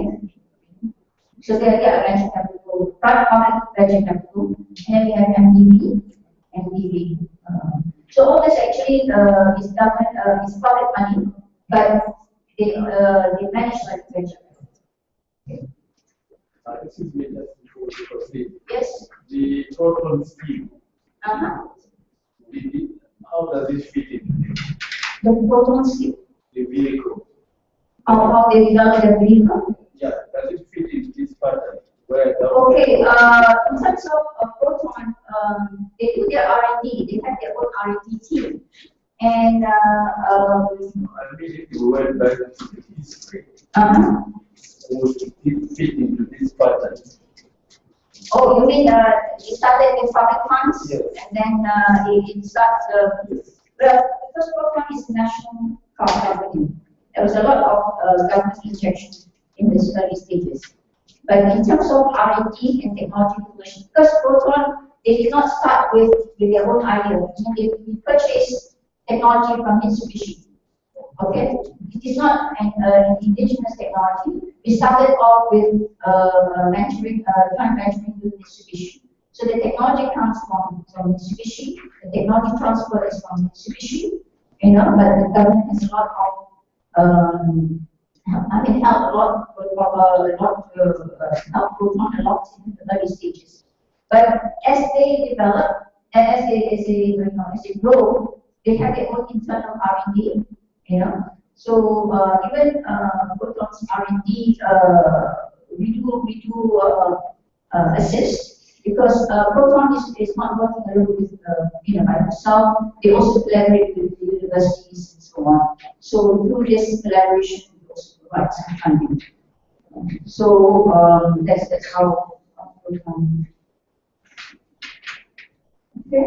So as I just want to briefly describe the venture capital industry. As I mentioned, in the United States, they are quite, their venture capital is very mature. But even that, after the dot-com, the 2001, the dot-com period, the venture capital industry was, taking a less risky, they were a bit risk averse. But in Malaysia, because we are still very, very early stage, and so most of the venture capital industry in Malaysia, they find the late stage or mezzanine. But very few have this seed to early stage, and that's why the government has been coming at this seed or early stage. So we have cradle program, cradle investment program, we have and MTCP and so on. Okay. And even in MTDC, we have the MTDC licenses fund. That's also a venture capital. Okay, now we move on to the next stage. Okay, now we have passed the proof of concept and so on. We go to the product development stage. Okay. We assume that we have all the resources, we've done the proof of concept, and now we go to the product development stage.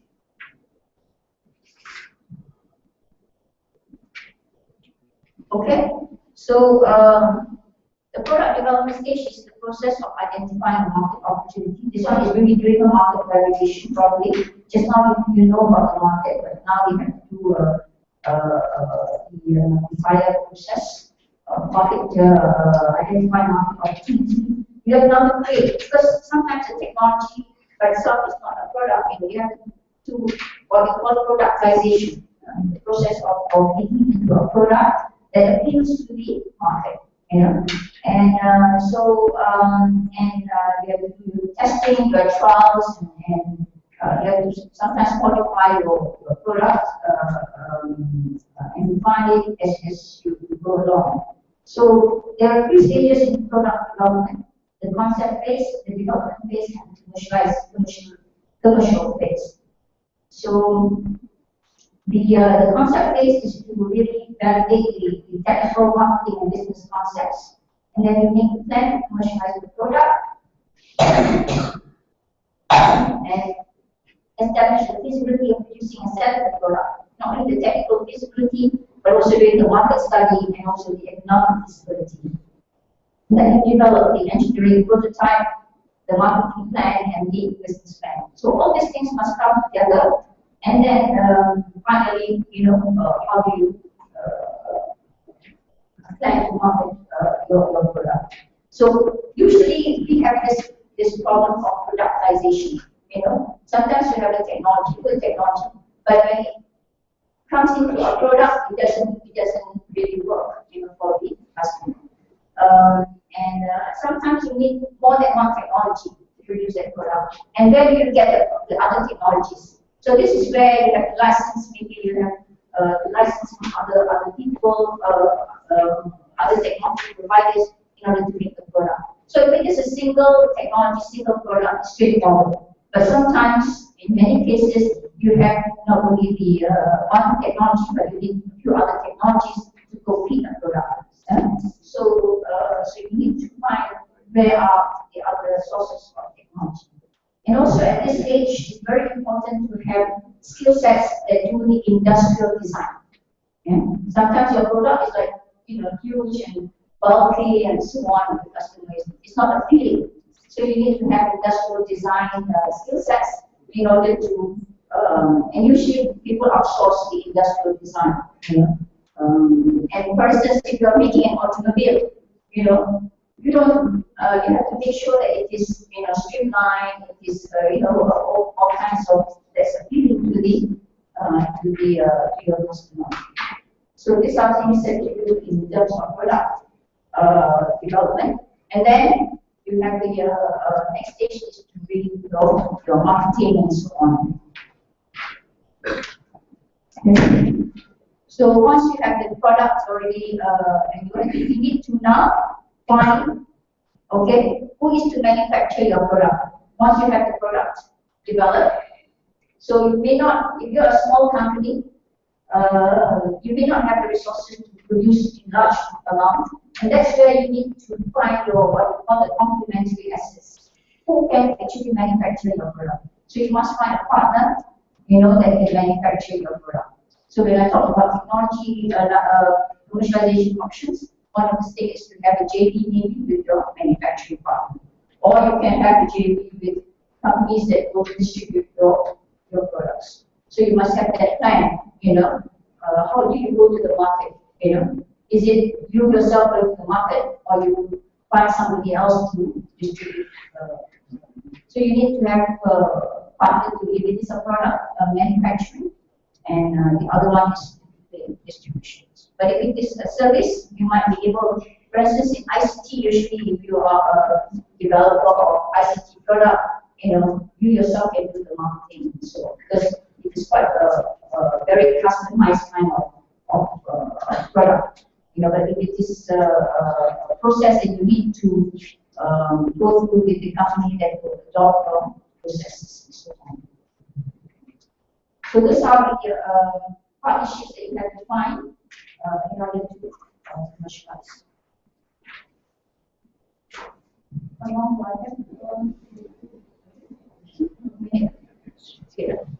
have about 10 minutes, so I will go through very quickly the options for technology commercialization. Okay, so there are various options to commercialize your technology, and the choice of which option will depend on the nature of your technology, the strength of your intellectual property, and the location of your complementary assets, where you get your manufacturing done, where you get your sales and services done, your marketing and so on, and also your policies, you know, your institutional policy or your government policy at this stage. And each option is associated with certain levels of risk and generally different levels of revenue. So if you look at this, this is where there is lowest risk, but it's also low return. You're choosing this option, you have low risk, but you have low return. But if you choose this, you have, it is a very risky business, risky options, but you have also a high return. So once again, depends on this. So it's important to decide on which option based on the nature of your technology.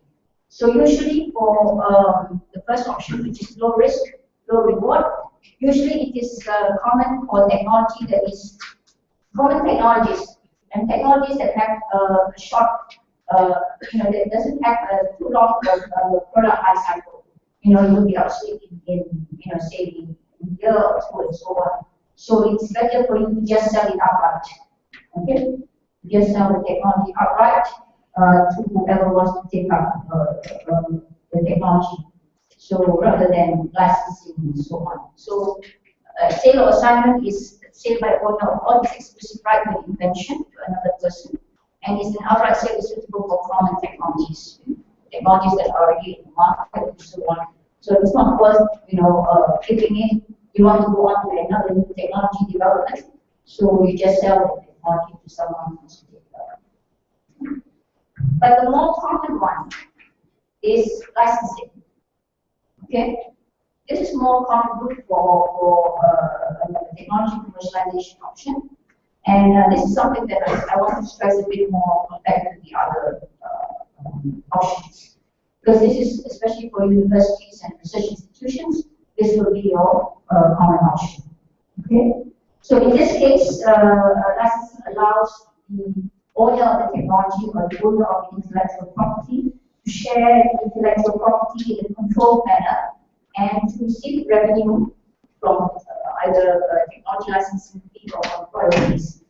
Okay, so you're sharing actually your intellectual property with someone else, but you have control over the intellectual property. You have control over the technology. Okay, but you're sharing it now, and yet, you know, you are receiving from the recipient of the technology of the IP. You are receiving some revenues. For instance, a patent is licensed with the owner of the patent. The licensor grants permission to one or more entities, which is the licensee, to use the patented invention for which the purposes in a mutually agreed manner. So you have the control. Okay. You have the person who you license it to will have the right to exploit the technology, but you will have the control over the technology. So, and it is one of the most common modes of technology commercialization. You can get financial compensation either you do upfront technology. So if you're licensing to a company, you can ask for upfront licensing fee, or you can ask for royalties, or you can ask for milestone payment. So depending. So there are different risks with these options. Sometimes if you just ask for upfront licensing fee, once the company gives the licensing fee, they will not even want to exploit the technology. They may do it. They may take your technology for the purpose of keeping it and making sure that nobody can critique it. Okay, so that is actually this is a business world. You know, it's reality. You know, so there are companies that say, okay, because they are rich, you know, they have resources, they just license it, buy the licenses from the university, they keep it, and nobody can compete with that. So that's one way of you know. So you must understand this psyche of the business world, you know. So that's why sometimes what we do is we do milestone payment. Okay, you pay based on the progress. Okay, of the. So then you can follow up, you know, the progress of the technology development into the productization stage, or you do a combination. You do royalties with milestone payments and so on. Okay? So all these are choices that you can make based on your partner, your genuinity of your objective of your partner, and so on.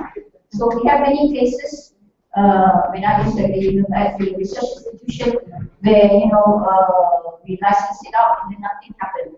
You know, so there is a danger to that. So usually we go for milestone payment. Okay? So in your term sheet for licensing agreement, you must make sure it is very clear what they need to do and how the money is paid and so on. Yeah. Your time is up. Yeah.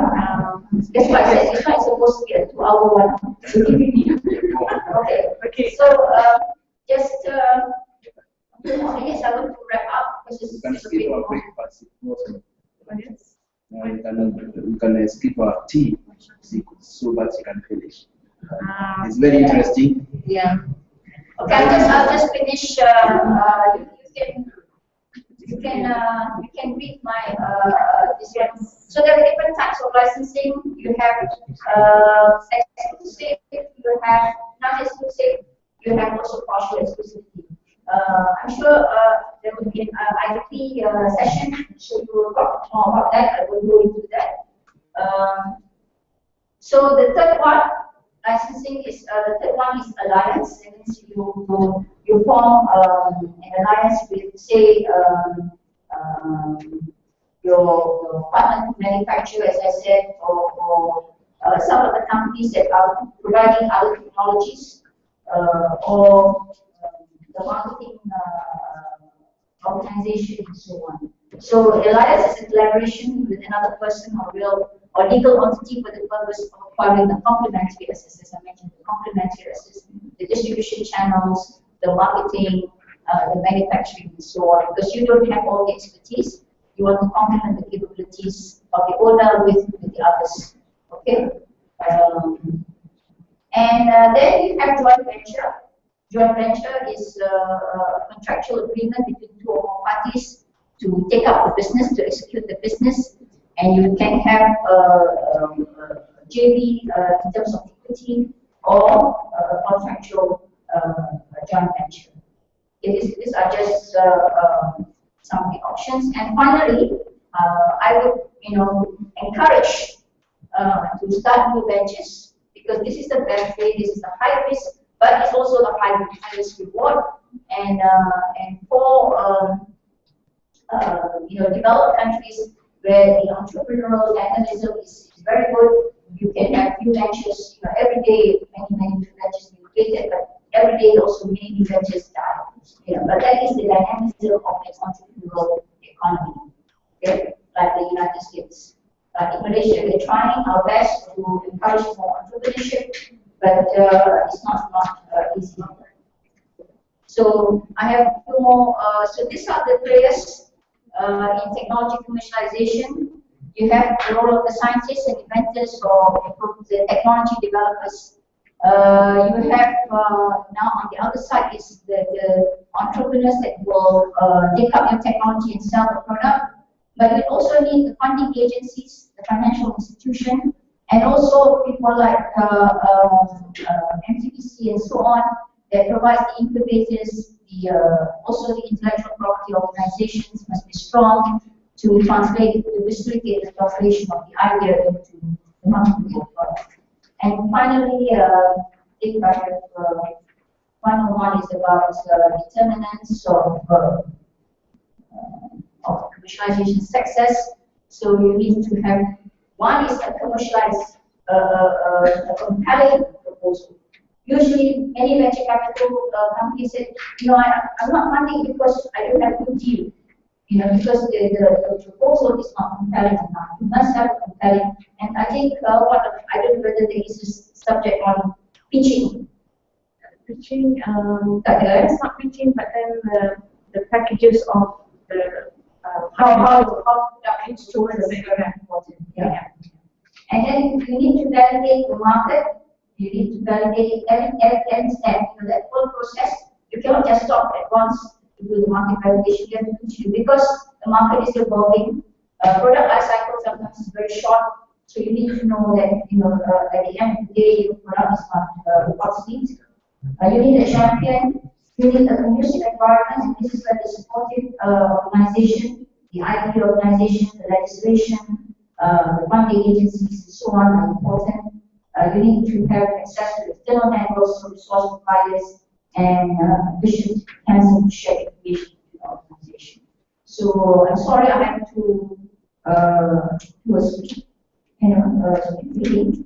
But I hope I can answer some of your questions during tea break if you have any, or if you have any questions later on when you go back and think of some other questions. My email is fatima.amin@yahoo.com. Fatima, Fatima, dot A-M-I-N, Amin, not Idi Amin, but Amin. Okay, at yahoo.com. Okay, thank you very much. Okay, the Secretary will provide the information. Thank you, Fatima. The session. We know you're ready for tea break.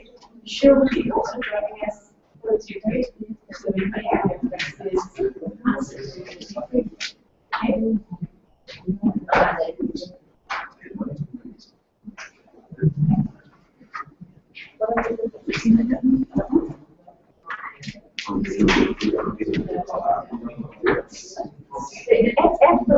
Small F. Small F.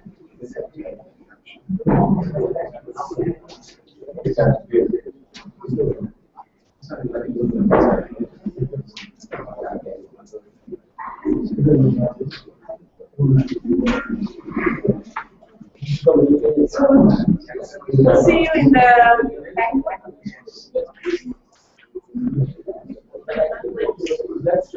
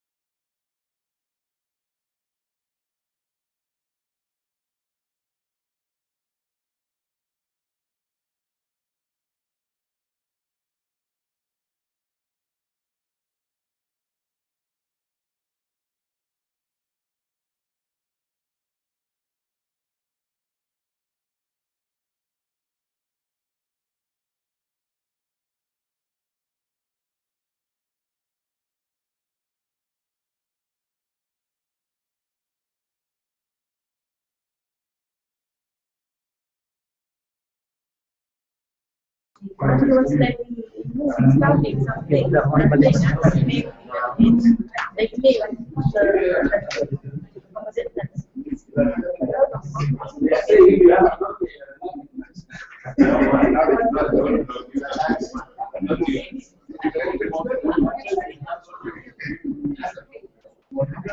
Okay, welcome back. Our next session is with Mr. Noor Amal. I believe he has given his talk yesterday, and this topic today that he's going to give his talk is about scope of investment due diligence. So I invite Mr. Noor Amal to this talk. Thank you. Thank you. Good morning, and good to see you all here this morning.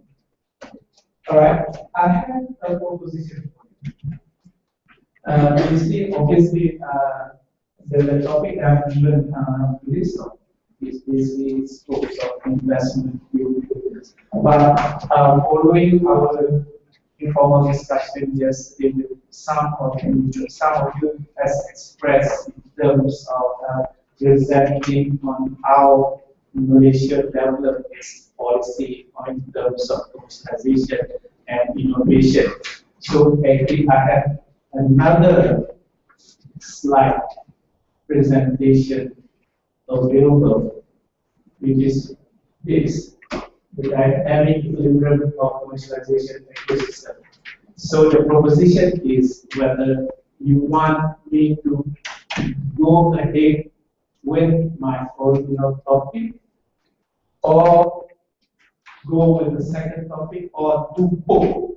But if I do both, basically, probably your lifetime will be pushed to around after, about one. But yeah, that's all. All right. So probably what I'll do is I'll go briefly in terms of the scope of investment due diligence, because from my understanding of yesterday's presentation is that most of you are basically either in entrepreneurial development or looking at policies towards coming up with policies in terms of entrepreneurship and commercialization as well as innovation. So the scope of investment due diligence is more towards if you're investing in a company or even giving funds to companies. So this is a topic that is more relevant to you in terms of that. So okay, if that's the case, if everyone is agreeable, I'll do both presentations, but I'll just for covering the topic, I'll just briefly go through the investment due diligence. Any objection to that? Or, okay, thank you so much. So basically, what is a due diligence?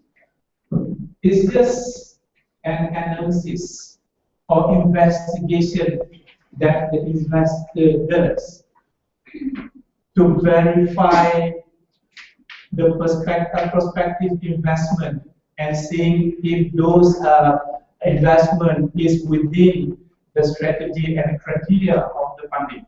If, for example, you are giving grants to companies, government grants to companies and all that, you want to actually verify whether the company is aligned with whatever strategy the grant or funding is about. So this is why we want to do due diligence on it. To independently verify the information provided, because the entrepreneur or business might present you with a whole lot of information, and you need to independently verify whether those information are true. So this is where you actually do the due diligence. So just to take you briefly in terms of the commercialization process, stages of commercialization. In terms of, we are talking more towards technology commercialization, because there are, in terms of commercialization of non-technology commercialization of services, for example. This is more looking towards technology commercialization, where you have the two arms, a process that comes together. One is the technology development process, which is in red. The other is the business building process, which is in gray. So if you look at the technology development process, it starts with the scientific discovery, then it goes into the lab model, you get research grants, then you produce prototype, and then it ends probably with the manufacturing model. The other part of it, which is the business building process, starts with the market assessment. You do your business modeling, which is what we talked yesterday, and then you create your business team, and then you start getting external funding, either from seed families, then you get your first customer, then you do another round of funding, and so on. The second round of funding, where it finally goes into the public market. So this is basically the two processes, and when those processes converge, basically the technology process and the business process, this is where we call the value of that. And this is basically the traditional look at the value of that, because now people are saying that it's not just here, but in every step of the process there will be small values of that. The values of that basically is where some technology cannot have a business pickup and it will actually die, right? And some technology does not have the additional funding required to build that business, and it will die as well. So this is where the value that comes from. Any questions? All right. So if we look at again, why due diligence is necessary, as I explained yesterday, this exercise is very risky, and one of the risk mitigation exercise that you do is through due diligence, right? So elements of a due diligence, basically you do various assessments. You assess the industry, the market, the business concept or business model. You assess the management team. You assess the technology product, and as well as the financial aspect of the business. And how deep the diligence is done depends on the investor or the grant managers, right? You can actually do for MTDC, for example, since we are a technology development company, we look more into the technology due diligence as well as the management team. Because, like they say, you don't bet on the horse, you bet on the jockey, right? Because the horse can be only as good, but the jockey is the key in winning the race. So you look a lot into the management team. How good is the jockey in terms of taking the company forward, right? So again, for MTDC, we'll do our final due diligence, the most in-depth due diligence after we approve the application.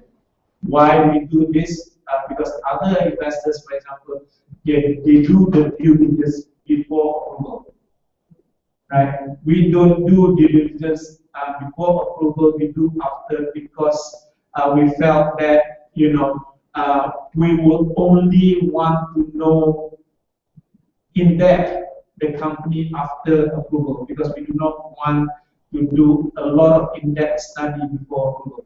Only approved company goes through that in-depth study. We might get here, for example, about 20 companies. If you do 20 companies here, you need to do due diligence on all 20 companies, and that is a massive exercise. So that's why from 20 companies, let's say we approve about 3, we will do due diligence only on 3 companies. So it's a smaller exercise. That's why we opt to do due diligence after the approval process. Whereas some of the investors actually do due diligence as part of the screening and valuation process. All right?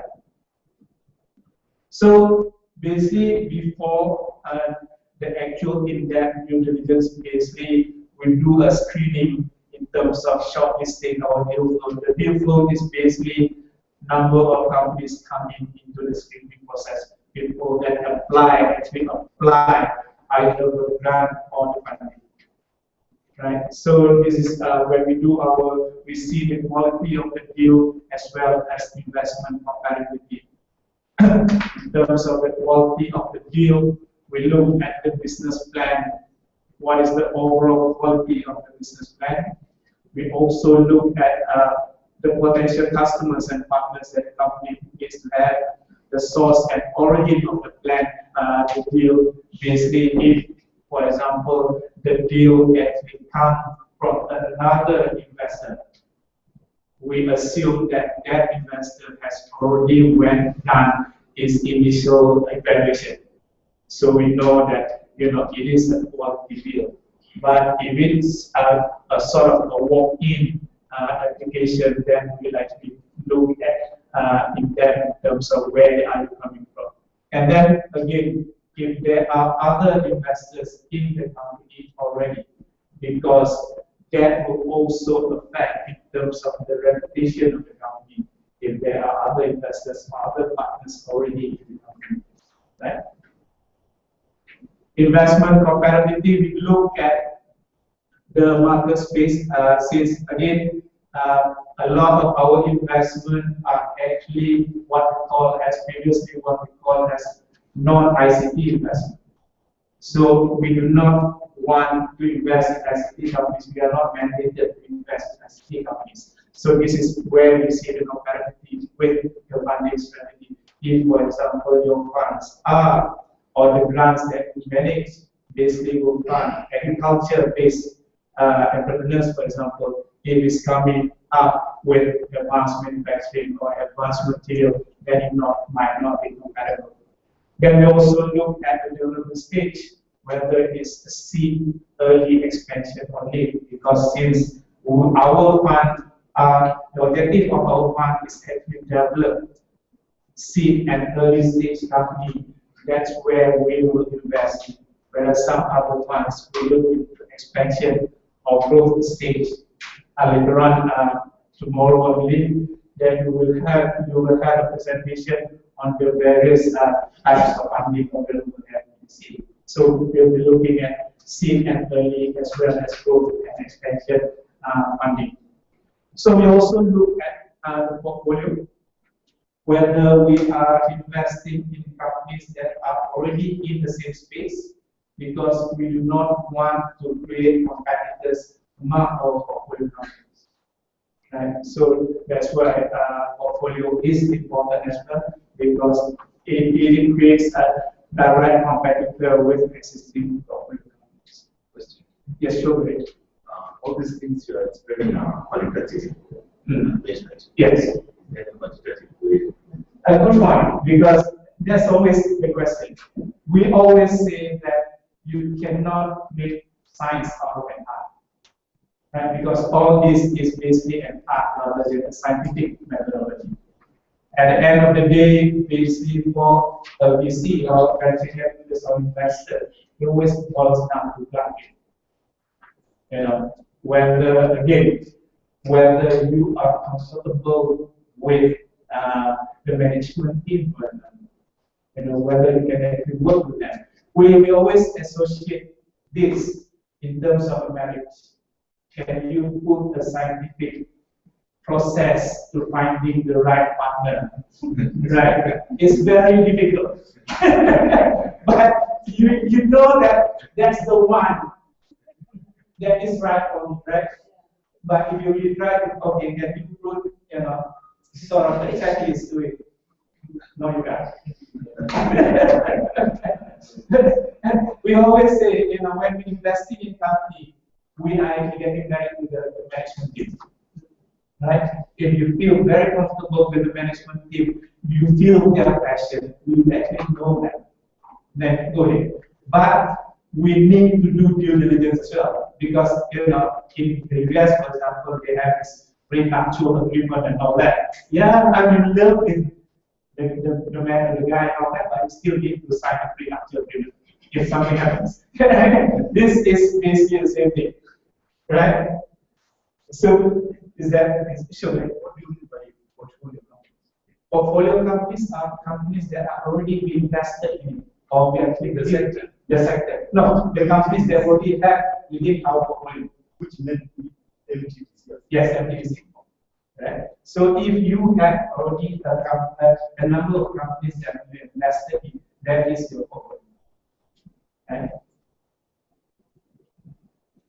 So again, investment comparability, you look at investment amount because the company might be asking for the amount that are way beyond your scope. For example, your investment probably is limited to 1 or 2 million, but the company might require 5 million. So it might be not comparable. You also, again, very important, look at personnel. Is there comparative between you and them? You feel you can actually work with them because you are going to work with them in terms of developing them, developing the company. And another thing in Malaysia, probably in your case and all that, might be similar because although MTDC is based in the capital, we actually invest in companies all over Malaysia.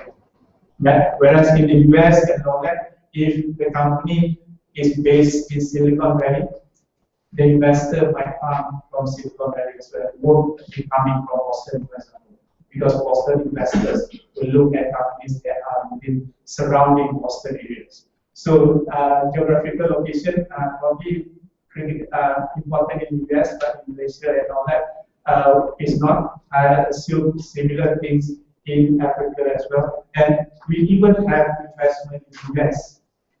So we don't just go nationwide; we also go cross-border investment. Okay. Again, management due diligence. We look at the resources that they have at their disposal, and we look at the management team. I mentioned to someone yesterday, for example, in the US, a management team. When they look at the management team, they look at whether the management team has experience, for example. Things like experience, and one of how you gain experience is whether your previous ventures has failed. Failure in the US is a mark of a good thing because you fail because you tried. Now your second chance and all that, you won't be repeating the same thing, right? Whereas in Malaysia, in this part of the world, failure is always looked upon as a bad thing. Right? Is you fail and you think you might let it happen, something like that, right? By US and all that, is people who fail actually wear a badge on them. I tried, and now if you give me a second chance, I won't be doing the same mistake. I'll learn my lesson, right? So we look at success as well as failure records, and commitment and dedication. And we also look at the technology and product line, whether it's evolution, revolution, or innovation, and all that. Disruptive or me too, we're just doing what everybody else is doing, so that's what we call it as a me too technology. We look at value proposition, and as I mentioned yesterday, the value proposition is very important in terms of separating what you do against your competitors. And we look at the market as well as the competitive strategy. What are the competitors that are existing and whether the company foresee any future competitors. So that is just basically the business part of the due diligence. There's also the IP part of the due diligence. Understanding. These are basically the 6 steps in doing the IP due diligence, understanding the core business, getting all the information on all the intellectual property rights, confirm all property rights are held, confirm unregistered IP asset valuation, and confirmation of the company right to use of IP. Obviously, when in terms of MTDC, when we do the IP part of the due diligence, we will outsource it to IP lawyers because they know the subject matter well compared to us. So again, a lot of elaboration in terms of the IP due diligence, the internal procedures for safeguarding IP rights, the insurance coverage. Then we have the legal due diligence. again, this part of the due diligence, we also will outsource it to the proper parties to do legal due diligence. We look at the corporate information rules and regulations in terms of filings and all that, whether they comply with all the government regulations, whether they have loans and all that, the financial position of the company, the trading methods, material agreements, litigation, whether they have a company suing the company. Then we have the financial due diligence, right? Again, a lot of different things, different aspects that you need into in terms of the financial aspects of things, in terms of year of incorporation, authorized share capital, the shareholder of the company, and then we have the financial statement, the general accounting, whether they have assets, and then whether they have trade payables, provision for taxation, the revenue, cost, and third-party transaction, and so forth.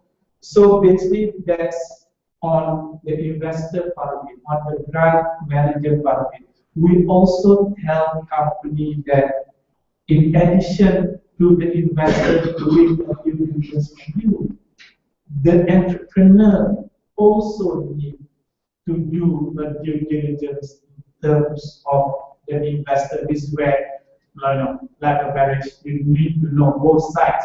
Both parties need to be comfortable with each other, right?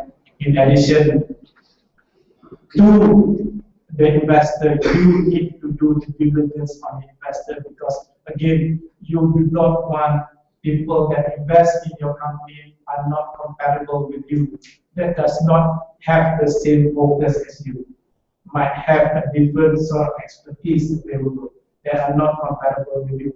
The life of the fund, typically for venture capital, they have a sort of life of the fund between 10 to 12 years. You do not want the investor to come in at the end of the life of the fund, because now if they are coming in year 9, for example, in year 10 they want their money back already. So you do not want that pressure. So you need to know what is the life of the fund. And you also need to know who will be representing that investor in your board. Because the board is sort of, the main guidance for the company. You want the board representative coming in will bring some value to the company. It's not coming in just because it's an investor. It's coming in, bringing in certain values as well. And you also need to know in terms of the reporting and monitoring structure of the fund. Because you might need to be submitting reports every 2 weeks or even every month. That might be a burden to the company. And they might drop into the company at any time to look at the monitoring issues of the company. So these are some of the things that we advise the company when we want to go for funding, external funding. Again, further elaboration of all the items that I mentioned. All right. So that's about it in terms of the due diligence. Any question on this part of the presentation? It's more operational. Yes. Yes, like when you're assessing applications. Yes. So let us go through then the more exciting part of the presentation. I hope it's more exciting than the previous one, which is basically the dynamic equilibrium of commercialization ecosystem. I understand Dr. Fatima earlier has gone through the commercialization process in terms of how the government sees the commercialization. What I wanted to know, for this company as safe, you just abandon them or suggest areas of improvement, maybe closing doors. Okay, there are two parts to that. One, which the company, existing companies already, and they went through, for example, the commercialization process and it fails, then probably there's nothing much that we can do with them, because these are independent companies. But there are companies with MTCP developed companies.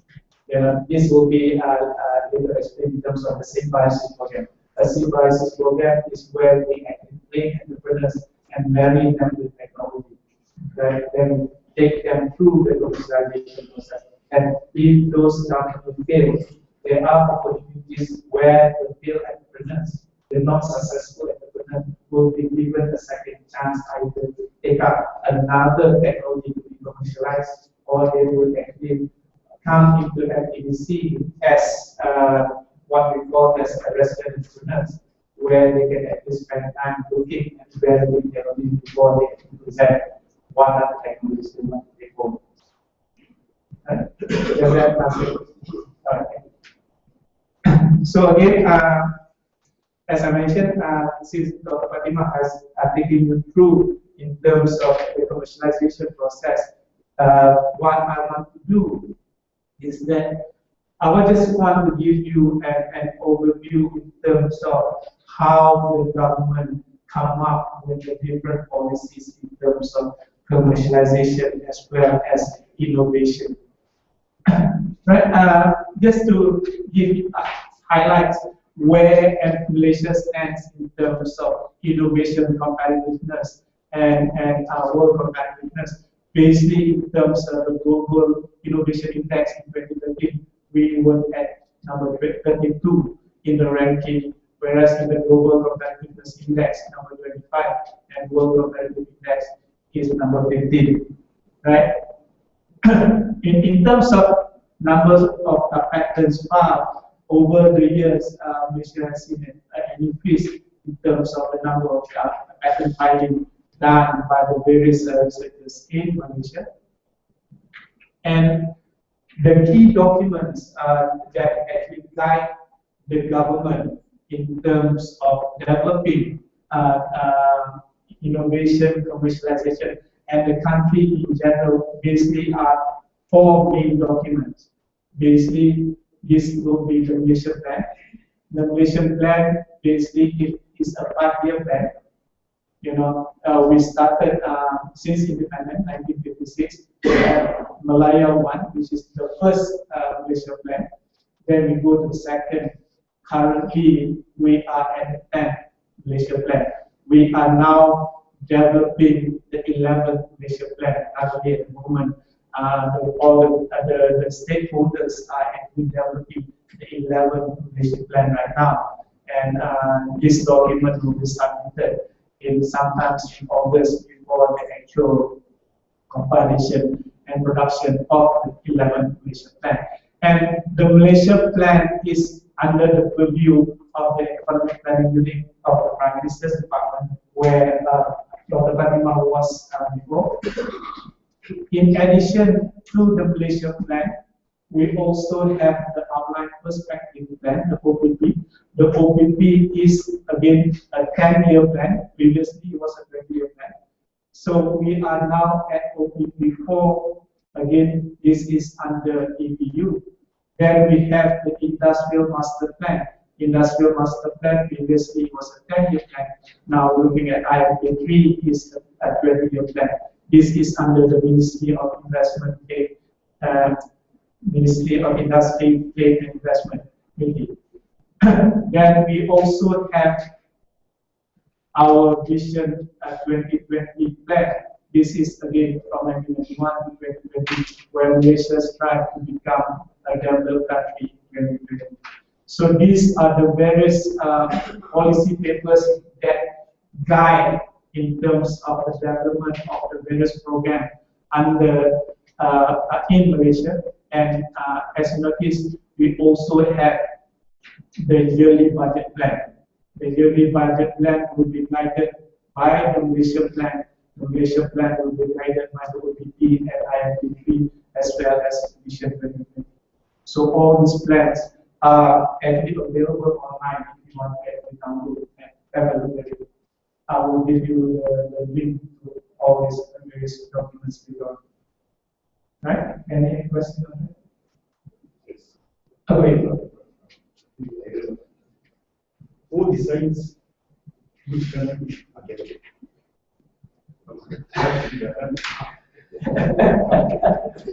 That is a tricky question. I probably won't even attempt to answer. Because, yeah. There's some good question. Yes. Yeah, one of us. Yeah. So you know. Usually they use economic indicators. Yes, there are various indicators Yeah, that we use. that's the in terms of your manufacturing, how you generate your revenue. Yeah. What is the stability of the country in terms of political systems? There's quite a number of indicators that they use. Then they will say if you have passed certain indices, then you are going to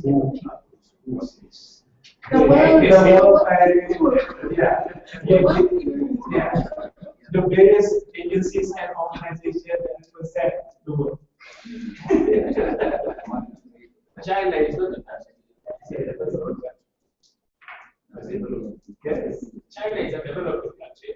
Yes, it's working. And you know why? Because China, in terms of their socio-economic policy, that's the one thing that's not putting them commercially, yes, but you know, if you look at those world indices, that's how Not my personal view that if you are poor, it doesn't matter where you are. You are still poor. It doesn't mean that if you are poor, you are in developing countries, you are rich. No, you're still poor. You know, that's my personal view. And we are doing one. So I leave it at that.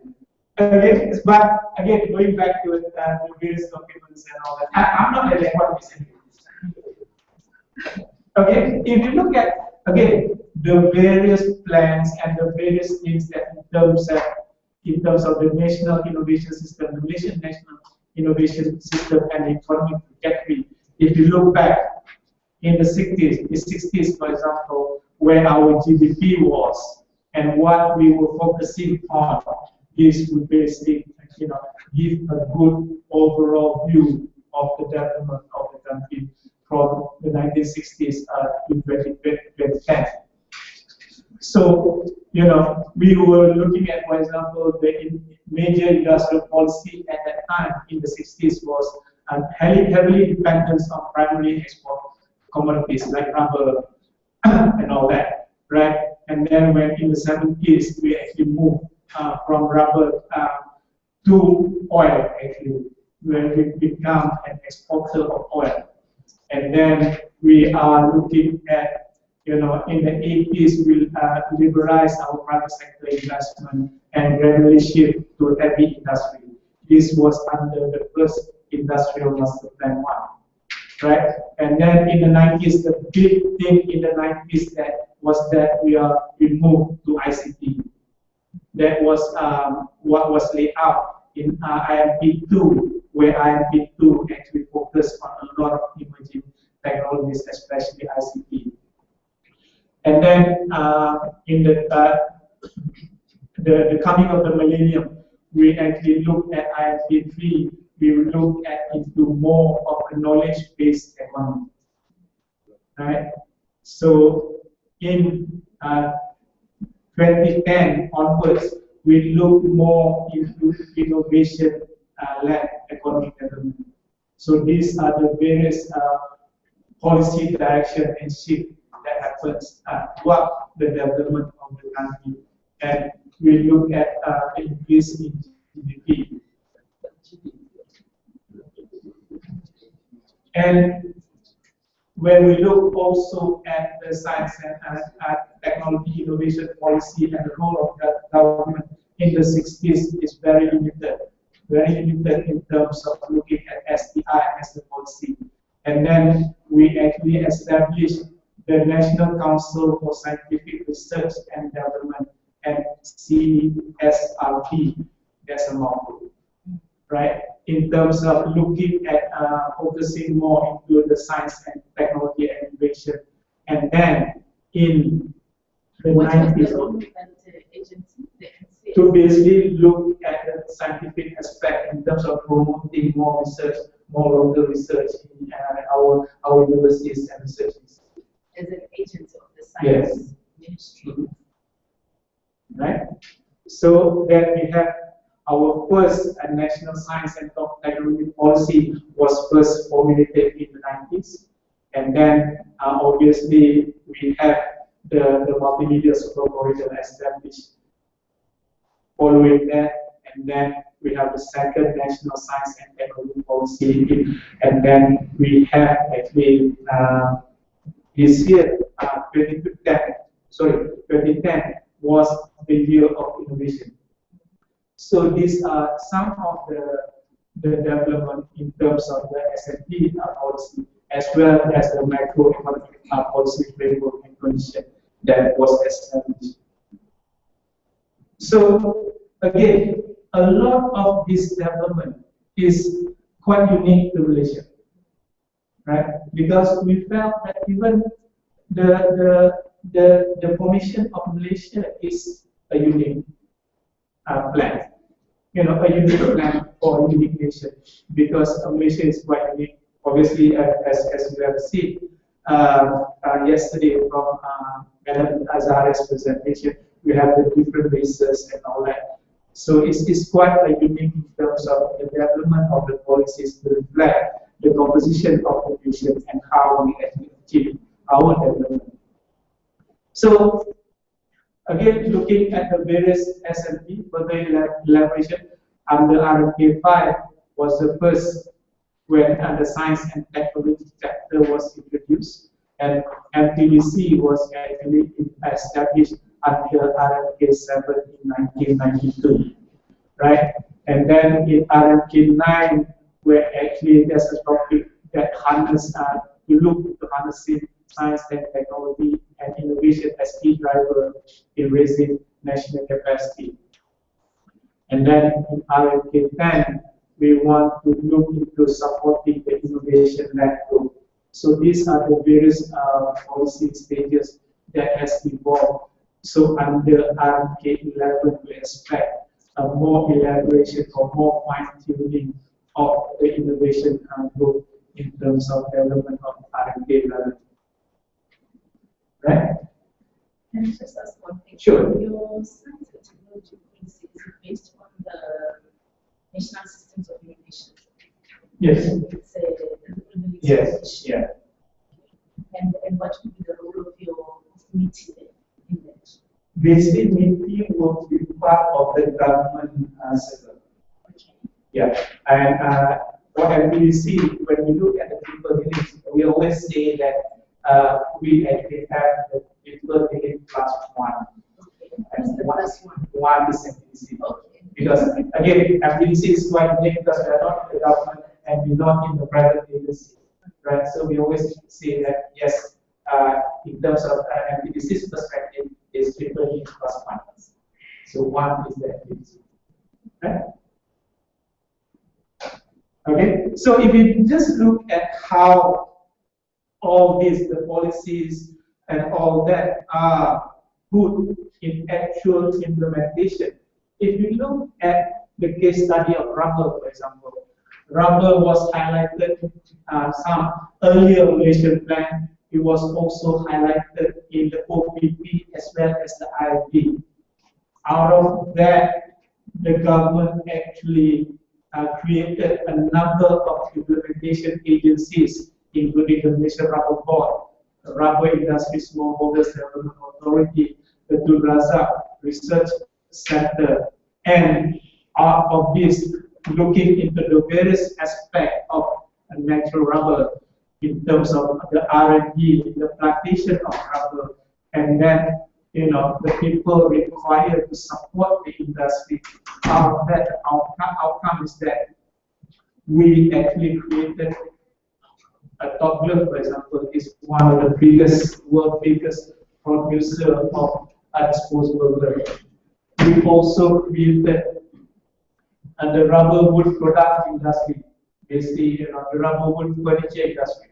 This is a big industry, it's a $1 billion industry as well, from scratch. So a number of successes out of that in terms of translating the policy in terms of the industry itself. The other case study is the palm oil industry. If you look at the various policies again, the palm oil was spelled out in all the various policy documents, and it actually spun out a number of implementation agencies. Again, different agencies will look into the different aspects of developing that industry, and the outcome is that currently Malaysia is producing 39% of the world production of oil palm and 44% of the world exports. Even though currently both Thailand and Indonesia have taken over Malaysia as the world exporter of palm oil, but we always felt that Malaysia is always limited by the size of the available land. So we are going towards more efficiency rather than the footprint itself, the size of the footprint. Right? Any questions on that? And you do your own regulate. Yes. I'll go further on next. Again, look at the electronic industry. We created a number of implementation agencies and the various outcomes out of that. Similar trend. And the last case study we look at is the establishment of MTDC itself. Right? MTDC was first established under Malaysia Plan 7, and the following Malaysia Plan, it was given the various direction and all that. And out of that, basically, we have some outcome that we are proud of in terms of the number of jobs we created and the total value and the GDP that we contributed in terms of the industry that we have developed so far in our 20 plus years that we had since our establishment. So some small minor successes that we have created and contributed towards nation development, right? So if you look at the various development stages, obviously when you develop an industry, it is not a static development. It must require continuous development as well. So that's why if you look at the case of MTDC, for example, it is mentioned in terms of in the Malaysia plan in terms of how it needs to go forward. Right? Similarly, if you look at the palm oil, the case of palm oil, for example, when we first started with the palm oil industry, it is more towards the mass production, planting of palm oil, producing palm oil, crude palm oil, palm kernel oil, and all that. More of that in terms of the development in the first phase of it. Once that gets saturated, you don't have more room to actually build further. Then where you get into the job destruction phase, where you enter in terms of making the industry more efficient. Right? Once you do the efficiency cycle of it, you need to look into other things that you want to do. So this is where innovation is required in terms of the development cycle of it. So we look at the development of the various agencies that look into the R&D part of them developing other downstream products in terms of the oil palm. Right? And then currently we are going through another new cycle where this is looking into more of, into biofuel and all that. So those are the various development cycle of the industry. The industry goes through very similar with rubber as well. So even with agencies like MTDC, we need to go through this cycle, the various cycle of transformation. Any questions? Yeah. Okay. Biodiesel, how much is the price per liter? It's still more expensive than crude. You know, again, I'm not very familiar with the actual pricing right now, but the Malaysian government obviously previously the plan for biodiesel implementation in Malaysia, we were supposed to implement the B20, 20% biodiesel, 80% other fuel. But due to the shortage in terms of production and all, we actually reduced that to from B20 to B15. Now the final implementation is B5. So even that has been postponed, I think, for next year or something like that. So again, in terms of meeting the production requirement is still very low at the moment. In terms of but in terms of the actual pricing, does this have anything to do with cocoa? With coconut? Because it's one more basically, whether you can actually put this cycle to coconut to the same cycle. Yes, if, for example, it's just producing cooking oil, it's probably still with this stage of development. Remember, like I mentioned, in terms of rubber and oil palm, you know, you are creating not just CPOC, you are also looking at surfactants, other spin-off products from the core product. And now from that, we are creating even a new type of application for the core oil. What about that? Basically, once you go into efficiency, for example, here, you know, when you start planting and all that, you need quite a lot of people, right? But once your plantation, for example, has reached saturation point, you know, then you cannot actually create more jobs. So you not start creating jobs here, for example. Right? So there will be job structure when you go into the efficiency part, innovation part of it. Right? Then you will actually experience that job structure. Products that you are making coconut milk from palm oil. Okay. That's the same like coconut milk. I understand that right now, if you're drinking coffee or something like that, it's not milk anymore. It's basically from oil palm. Yes. Yes. That is Yeah. It's not milk. It's just it's a replacement. It's a replacement because just like soya. Yeah. Right. So it is from oil palm. No, from the oil. Yeah, because just like in terms of margarine and all that, now it's coming from oil. Right? Components of oil. And somebody mentioned that if you look at the if you go again, I mentioned this is if you go to the Twin Towers today, if you see those Twin Towers, then Twin Towers actually represent the two plants that are technical.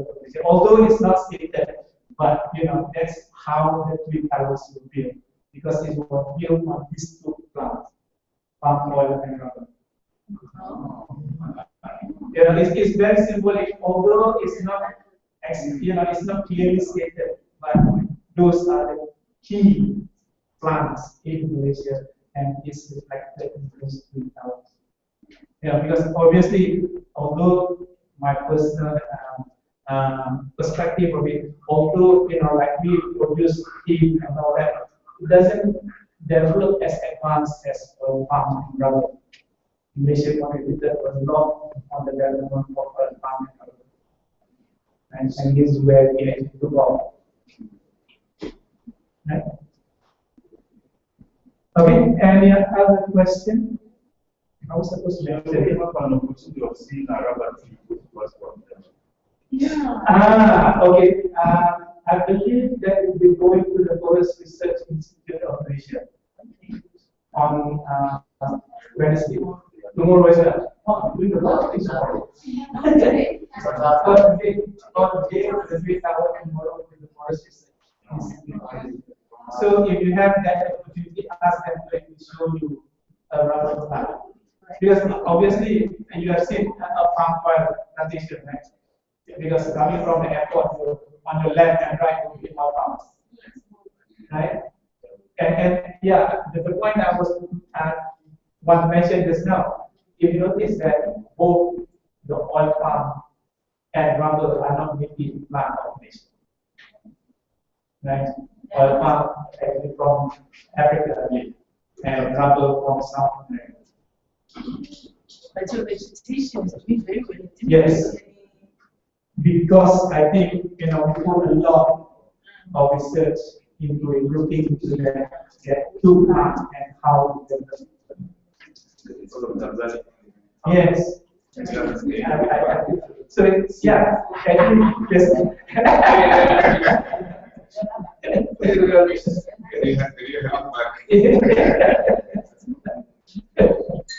all right. So again, when we look at how the different stakeholders look into the development of the country, obviously the government will be looking at the bigger picture, and from there they will put in the various policies, papers, documents to guide in terms of we're looking at in terms of the research, the universities in terms of doing the appropriate targeted research so that the industry can actually pick it up and the entrepreneurs can actually commercialize it. So those are the various perspectives in terms of the different rules of the different sectors in the different regions. Right? And that problem is like here. I think the main issue will be the point we go back to Africa is how the government will get involved in this research. yes. And this diagram of yours seems to capture everything. The point is the detail. How does the government, the detail of the master plan? That is here. The devil is always in the Otherwise, when we go back, we ask, what did you do? What did you see? Then we say, we went there, we said how the government helps technology. Then you ask, how? And so the catches people. But that table is very important. In this plan, I think the government flows from outside. I think in Africa, you start from outside, the government start from outside. But outside this, they have this plan, okay, but those universities, they have entrepreneurs on them. Yes. And then in the universities. Yeah. That's why it makes sense. Yes, and again, as was mentioned on the first day, don't look at what is being presented in front of you as a model that fits everybody. We are not trying to sell you the niche model. We are trying to tell you that this was the process that we went through. Probably you can actually learn from the process rather than buying the model. Right? That should be the key message. Yeah. The model, this might be suitable just for Malaysia. Nobody else can fit into that. But the lesson learned of going through the process, that is more important. I think that's why we asked for this presentation specifically, because you see, for me, it would be very interesting to see what the industrial master plan contains, because we have a similar document. We call it an industrial policy action plan for South Africa. But you find how we articulate things in the, as you're saying, in the details. Then that's where it differentiates your success and failure. That's one. Two, it will be the kinds of infrastructure and skill sets that you have. Because as you can clearly understand from that data, in my country, for instance, the biggest thing that is not there is the entrepreneurs that take up the technology to commercialize and whatever, because a lot of companies that are there are multinational. So they're, you can't link up with them when it comes to these kinds of activities. That's, so if that is missing, then how then you have to then craft your own path in terms of how they do it. So those are and also the ability as well to do the due diligence of the people who manage the funds to then do all that. Because some of the testing that you do, we don't do it. We do the prior and we look at people's proposal, and after that 3 years down the line the project has failed, then we don't have recourse, so it's always very and one comment as well. Different countries might, if you show this, like in the US, for example, they might go crazy because for them, government that go away, it should be industry there. The industry should be outside. They give the government what they need to do. Right? So, it's different situation, different countries require different.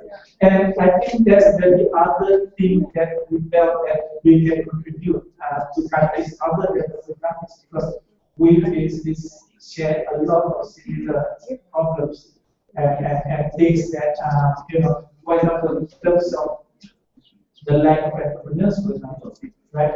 Even here, we have problems with entrepreneurs. The number of, we have, in terms of general entrepreneurs, small entrepreneurs, is there, but we don't have enough technology entrepreneurs. So that's why we at MTDC, when we recognize that issue, that's when we started our CBIC's entrepreneurship program to actually, create more pool of technology entrepreneurs. Because, and we always say that to create a wave, you need a champion. If you have one successful company, for example, that can be the idol of other technology entrepreneurs, then you create those successes. You start creating that snowball effect. Right? 1 create 2, 2 create 5, 5 create 15.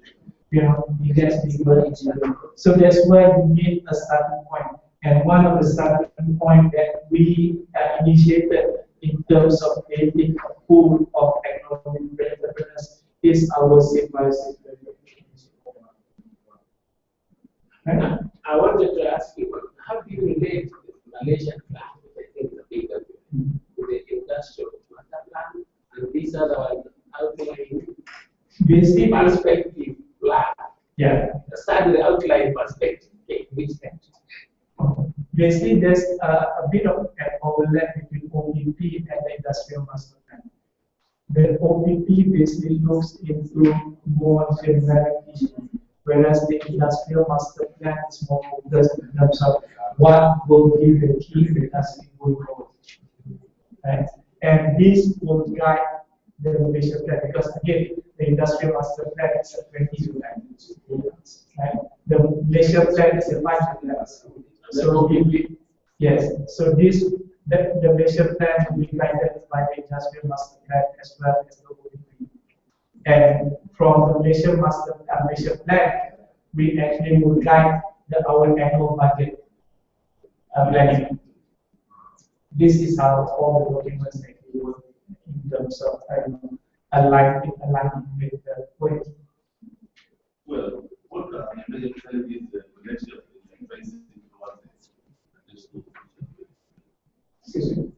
What are the major challenges? There are numerous challenges. Obviously, when the Vision 2020 was formulated, the economic growth at that time was on track. But due to the various financial crises and regional crises and all that, there are various setbacks to the long-term plan. But now the government has initiated a new program, the Economic Transformation Program, the ETP program, to actively align whatever in terms of the development of the country to our mission. So if, let me just if you can actually download a lot of this document, we will actually answer a lot of us in terms of how we actually look at the various changes and how we adopt to the various changes, so that our main goal of achieving Vision 2020 will be on track. I think so. Which one? The document itself is being sold online. Yeah. You can actually download here for free. The links. So all the Malaysian plan you can actually download from the EPU site. The Malaysian, I think they have online from Malaysian plan 2 onwards. But unfortunately, the earlier Malaysian plan is in the local language. The ones available in English, I believe, is starting from RMK6 or 7. Right? So from RMK7 or RMK6, you can get the English version of the plan. So the economic transformation program, this will be available in English. All the other plans will be available in English. Okay. EPU, let me ask you, EPU is under which ministry? It's under the Prime Minister's office. What about, is there a Minister of Planning or something like that? Yes. So is it the one with Minister of Planning or something? Yes, EPU is basically the planning unit of the government. Yes, for the economic plan. How is the president? We don't have a president. No, I'm saying Yeah. Yeah, no prime minister. our equivalent to the president is the king, which is basically no. It's just it doesn't have any. The king doesn't have any administrative powers. But he is the boss. He's the boss. And it is elected every 5 years. The king is elected every 5 years. Yes. The king, because we have what we call as the constitutional monarchy. Right? So every state has a king. In Malaysia, we have 11 states. And I think 4 states does not have a king. So the other kings, state king, every 5 years they will elect one that will be the king of the nation. So it's a very, very complicated. Very few people understand that. I thought the king would, be alive. No, in Malaysia, the monarchy they rotate. So the current king of the country was the previous king. I think the last king of all kings before. He was, coincidentally, the current king served. No, the father of the current prime minister served under the current king before, when he was the king of the country. Now the son is serving under the same king.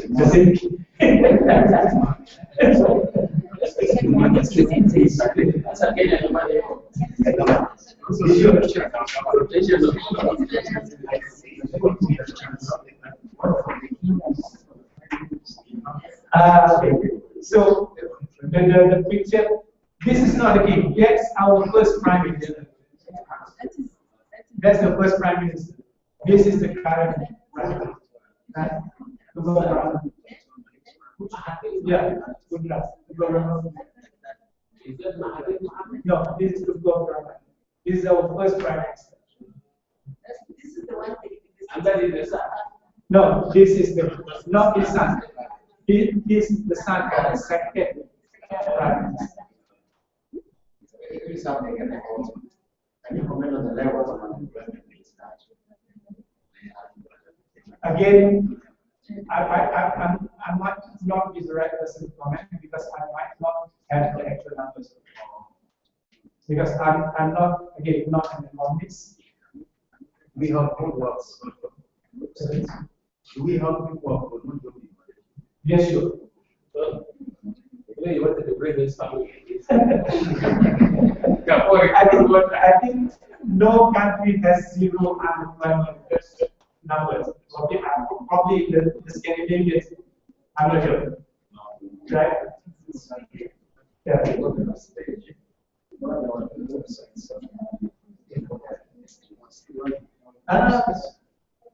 No, I will actually give you the presentation later. Yeah. Now, all right. there is something I'm missing here. If you had a pen and paper, you would sketch for us the structure of this whole business. Planning unit is here, MTDC is here, postal planning is here, how they relate, how they that organogram would really help to conceptualize the whole business. Okay. All right. I'll try to get that done because again, this is quite unique because our shareholder is not the government. We manage government grant, and we also report to the Ministry of Science. Yeah. You are there for funding. You cannot say you are. No, but we are a private company. That's the thing about the day.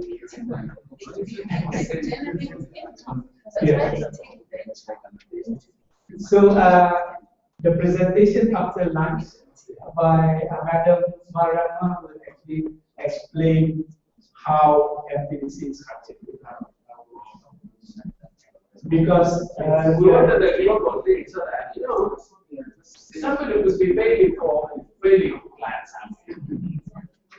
Now somebody has sat down here and has put in structure institutions, and those institutions are built towards achieving some goal. And it seems to be working for you. Sure. Now, what can we do in other areas? I'm not saying we are playing, but how we could have done better is this. And we want to see that picture from the we can twist it because again, MTDC was the child of the various policies. But when they were looking at the provision, probably later on when Madam Marama present how MTDC came about, she will actually go into more detail, was that when the government was looking at what will be the best structure to actually, put together this piece that we call MTDC, the government felt at that time that maybe a full government agency might not work because we already have a number of government agencies already. Right? We need to have some sort of the involvement of the private sector because MTDC will be given a task of taking public research from public universities to the industry. So if the agency that we're forming is purely a government agency, they might not understand how to take this technology to the industry. So when MTDC was put together, the government said, let's make this as a government industry linked agency. That was our first statement. Government industry linked agency. Right? To have a government industry linked agency, you need to have the industry involvement in that agency. So our shareholders at that time were the industry. Right? And the government is represented by an agency of the government under the Ministry of Finance Incorporated called Khazanah National Fund. This is the agency that manages our sovereign fund. Right? So part of the shareholding was under Khazanah. The other part was purely by the industry. So we have both representation of the government through Khazanah and the industry to the various shareholders of the government. Now, you know, your success in the middle there, I hope I'm not like this, depends on the generation of technologies in the universities and the success of those technologies in the private sector. So how have you been doing shifting? Do you have enough technologies to transfer? They succeed. How is your picture? So this is what I'm seeing. They have invested there 235 million ringgit. And then you have added 169, which is less than what you have invested. What is happening there? No, but then this is to the economy. In terms of the investment, these are direct. We still have a lot of multiplier effect out there, right? So even in terms of our investment, in terms of the 235 million, actually this is just a portion of the total funding required by government. Because from our survey, for every ringgit that we put, the government put in, they actually raise another 2 ringgit from or either on their own or from the private sector. So it is basically still a positive return if you do that. At the back, I think. Yes. When I look at the policy, the implementation agency, the outcomes, that's basically I just want to understand what was the kind of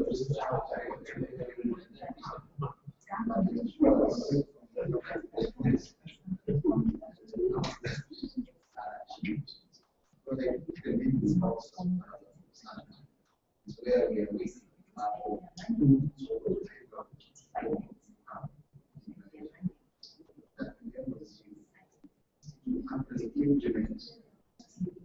the policies designed for you to be able to achieve. So, Okay. I can answer that question. Okay. Basically, if, for example, again, there are various policies and objectives that are laid out. There are focus, for example, right? So, and then to enable the implementation of those policies and all that, you either require some sort of funding to develop entrepreneurs, for example. You require funding to develop the infrastructure, like you have the incubators, for example. You have some sort of funding required as well. And with that funding, the government actually set specific objectives, what they want to see at the end of the day. Right? So those are the sort of reporting that we need to do when we actually manage all the different funds and resources. Right? So we do regulate, again, MTDC is quite unique. We have a private sector as our shareholder, but we also report to the government. The main ministry that we report to is the Ministry of Science, Technology and Innovation Ministry. But we also do reporting to the EU as well as to Ministry of Finance, for example. So we have a lot of bosses that we need to actually report to in terms of our performance. And this is quite unique that a private company, so-called private company, reports to the ministry. But since we are managing a lot of the funds and resources from the various ministry, we need to do that. It's very similar to this program, for example. This program is basically, the ownership of this program is the Ministry of Foreign Affairs. We actually manage the program for them and we report back to them in terms of the performance of the program. So, not just Ministry of Science, Ministry of Finance, we also report now to the Ministry of Foreign Affairs. A lot of different processes. Any other question? Or everyone wants to go for it? No, we are not starting. Yeah, like they say, if you come to Malaysia and you go back and you lose weight, that means you're not doing your job. So don't ever come to Malaysia thinking that probably I'll go there and start doing my diet and losing weight and all that. Because it will be a bad impression on us if you go back and see that your weight has you lost weight.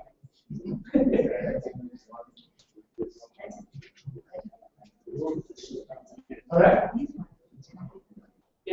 I'm always around. If you have other questions to ask and all that, I'm always available. And if you see me and all that, you want to talk or have a chat, just drop us. All right. Thank you so much. I think we are on time. Yes, it's 1 o'clock. So thank you so much. Let's go after. Sorry, that as I didn't say, we go back to that slide. Now go back a bit. Perhaps we just think about that. No.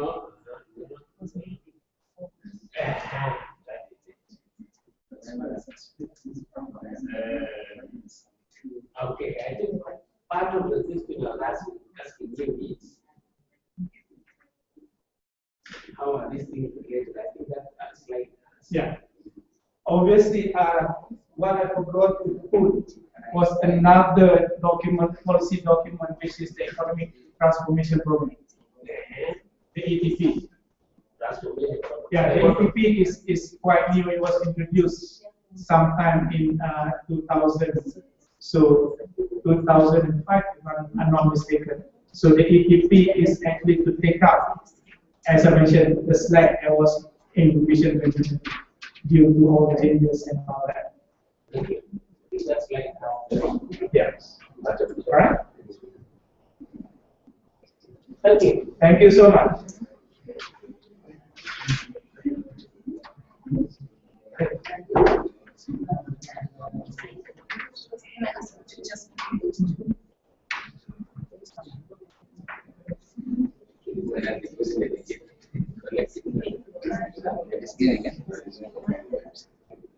Yeah.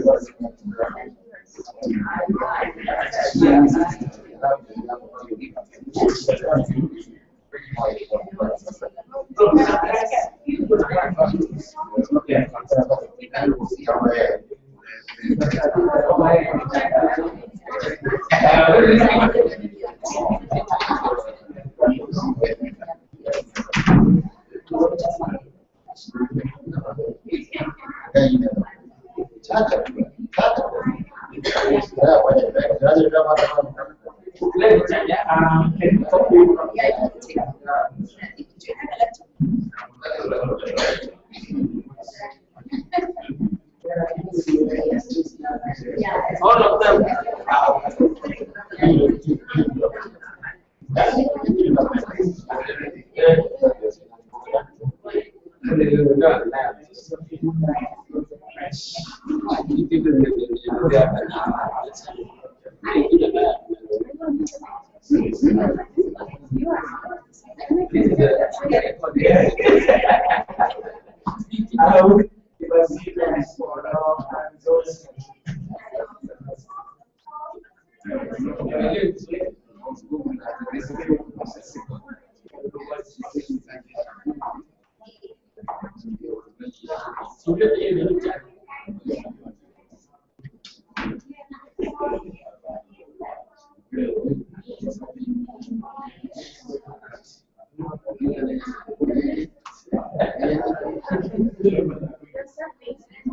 Yeah.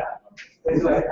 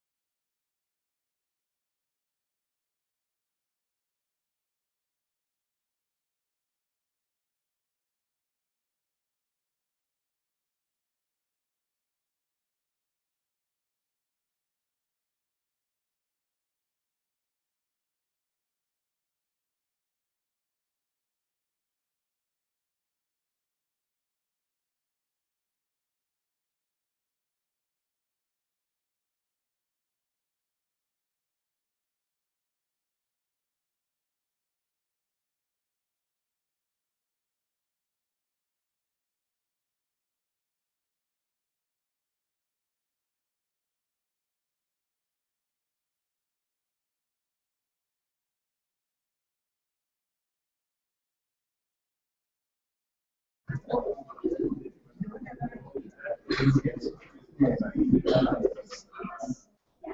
this is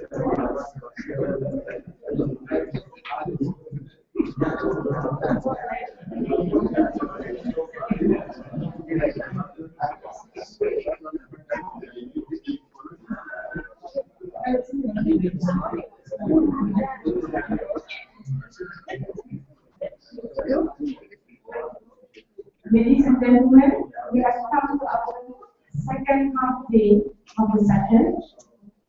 Welcome. I hope we have a sumptuous lunch, although it was too near to the break time in the morning. We have our next speaker, Madam Mariama Adijau. She is our Director of Corporate Services Division at MTCP, and she is one of the pioneers in MTDC when the company was established over 22 years ago.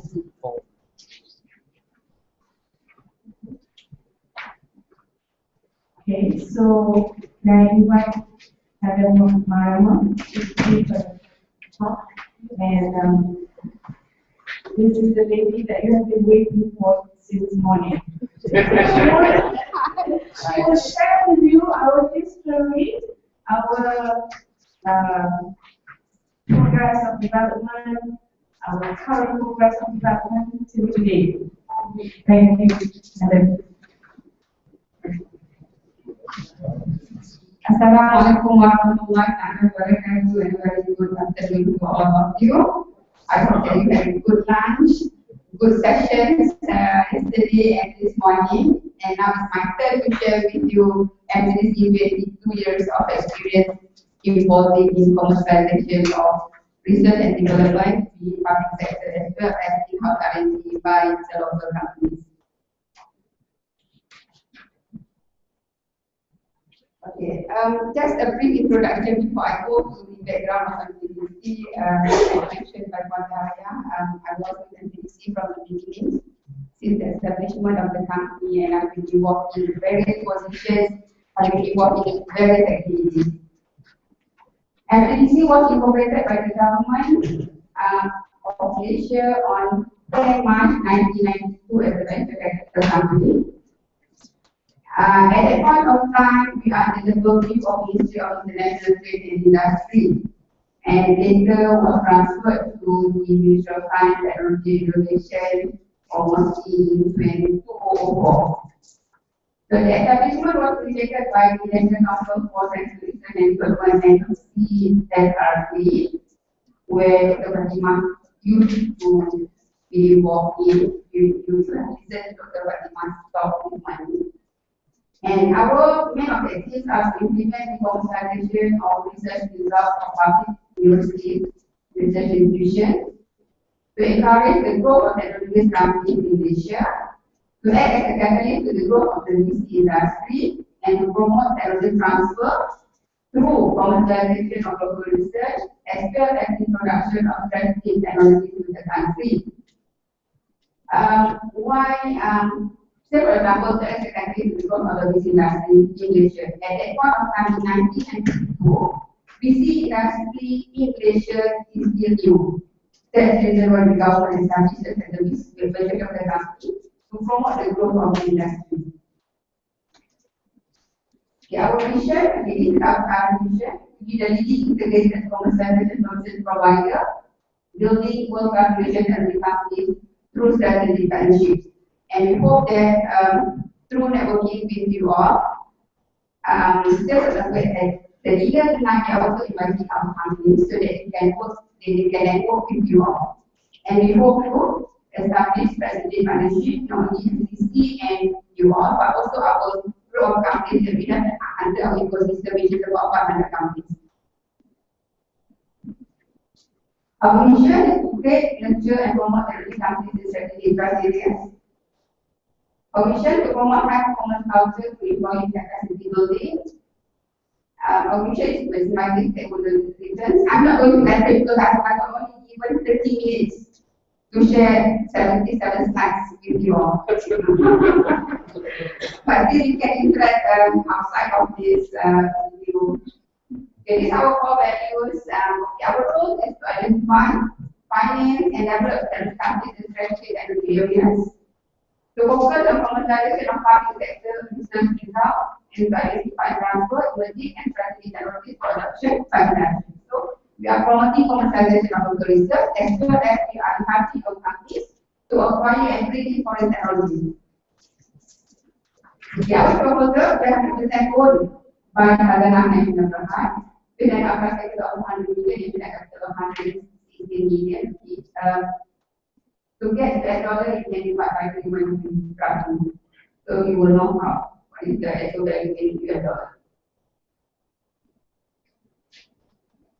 The unique part of MTDC is that again, even though we are 100% owned by Khazanah Nasional Berhad, but we are reporting to various ministries.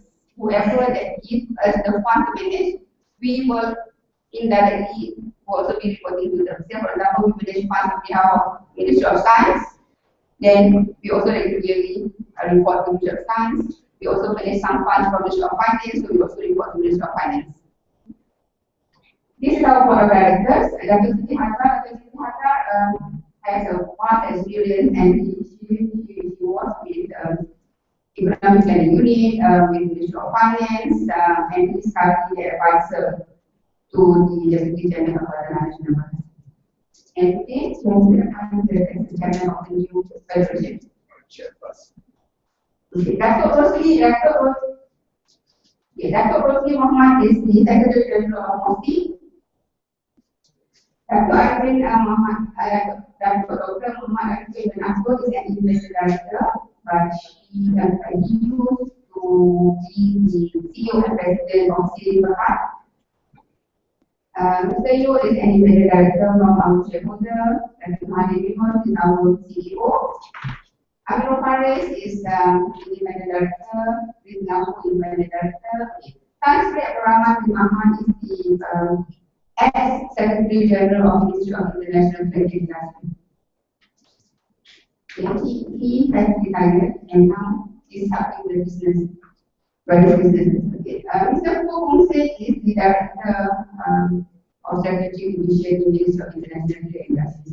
So, by nature of the composition of our board of directors, you can roughly gauge what are the activities that we will be involved in.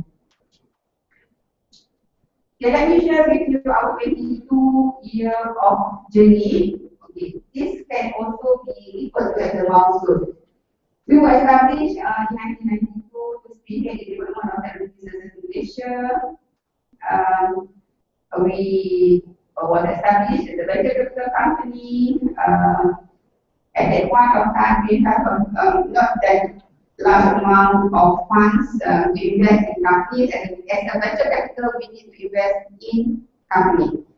And at that time of point, our investment is basically made from our shareholders' fund. In 1997, the government gave us two types of grants to be managed. CRDF, Commercialization of Research and Development Fund, CRDF. This is for commercialization of local research. And Technology Acquisition Fund, this is for acquiring of foreign technology. In 1997, the same year as the introduction of CRDF and DAF, our first technology center was established, which is the PMS Center. The complex is over there, on top of the hill over there. You are at the new building. And in 1999, the second center was established in University Malaysia or University National Malaysia, which is in Bali. I'm not very sure they will bring you to Bali, to our center. And okay, in addition, the two types of grants are given to us in 1997. In 1999, the government gave us another grant to be managed, which is specifically for women. CRTF, NTF is open to all, but TAF minimum is only for women. Okay, in 2001, the data center was established, received an University Technology Malaysia down south in Johor. So, for your information, all our centers have been established within the university's presence. UPM in University Putra Malaysia, UPM in University Kebangsaan Malaysia, UPM in University Technology Malaysia. So UPM is here, UPM is in Bali, and UPM is down south next to Singapore. In 2004, as I mentioned to you, when we first started our venture capital activities, we invest using shareholders' money. In 2004, the government gave us RM 1 billion ringgit for 9 ICT venture fund. This is to be invested in companies who is not involved in ICT. The reason why the SSP mentioned that this fund is to be invested in non-ICT ventures because we have another government agency who is involved in providing the venture capital for ICT companies. So we don't want to duplicate. So they invest in ICT companies. We invest in any companies other than non-ICT.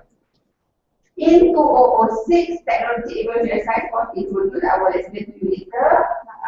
In 2007, first technology commercialization workshop was conducted. So yours is as a follow-up of this commercialization workshop. So we were first introduced this workshop back in 2007.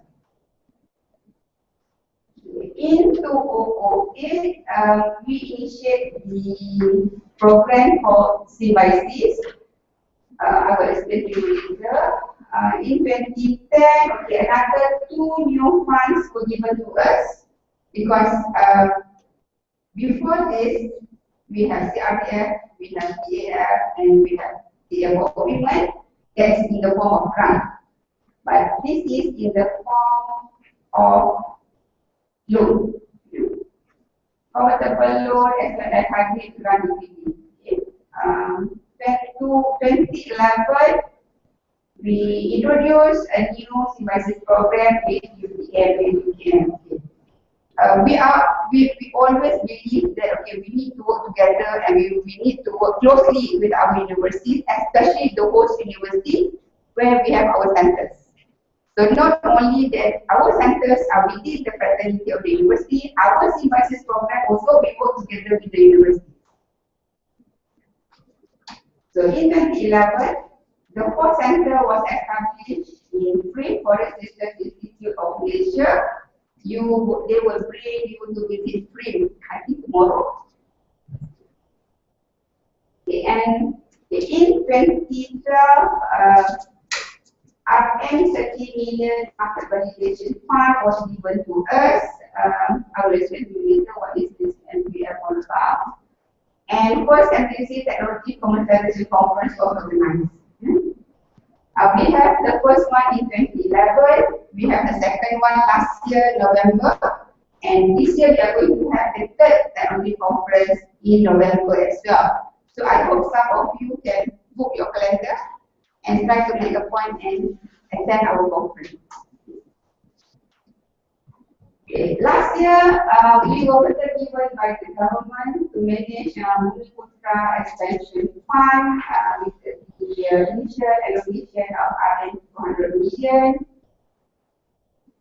And just recently, we have established advisory and value added services division because we acknowledge that it's important that by having 500 companies under our ecosystem, these companies need to be nurtured, coached, mentored, and this is what advisory and value added services division is going to do.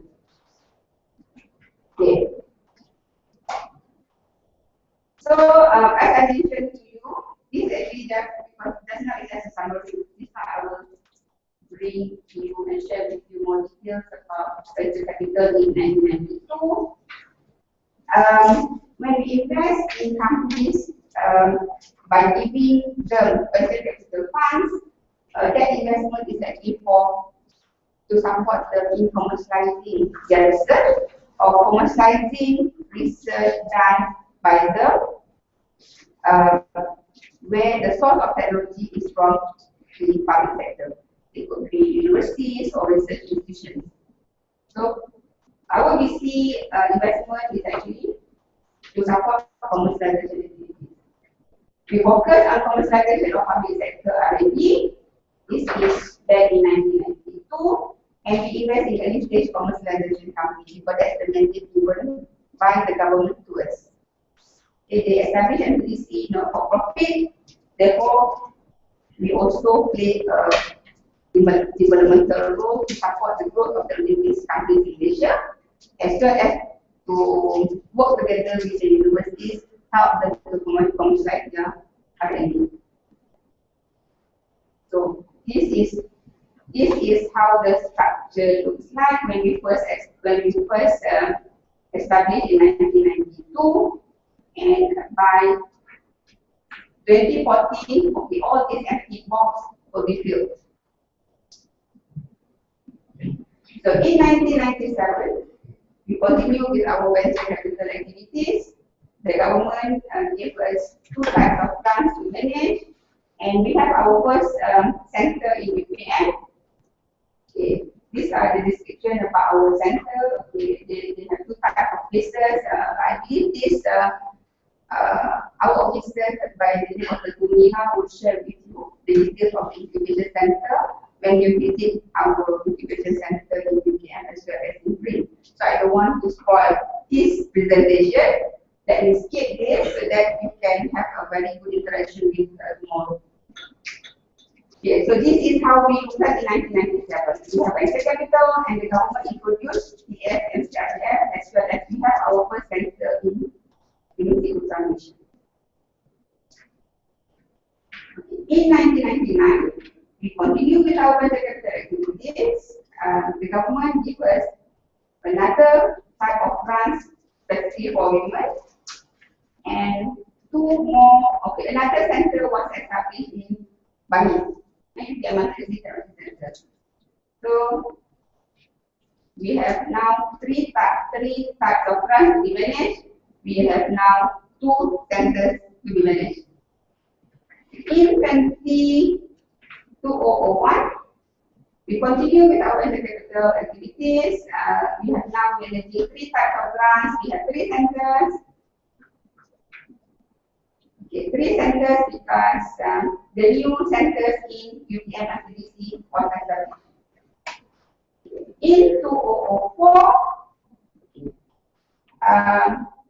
the government gave us an allocation of 1 billion for non-ICT, to be invested in non-ICT based companies. So before this, our venture capital is using our own money, our shareholders' money. Now we have 1 billion from the government to be invested in non-ICT based projects, but this is in the form of loan. So 1 billion from the government is in the form of loan. We continue to invest in early stage commercialization company. We invest a bit in expansion stage companies, and we also invest in mezzanine stage companies. Because commercialization is not an easy task. We expected that there will be some failures, and hopefully, if I invest in expansion and mezzanine, that will cover our investment in early stage companies. This is how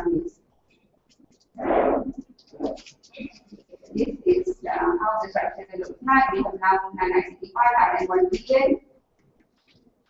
Okay, in 2006, we continue with whatever that we have. But for venture capital activities, we, together with Barrow, based in San Francisco, US, invest in Malaysian Life Science, established Malaysian Life Sciences Capital Fund. With an initial fund allocation of RM 300 million.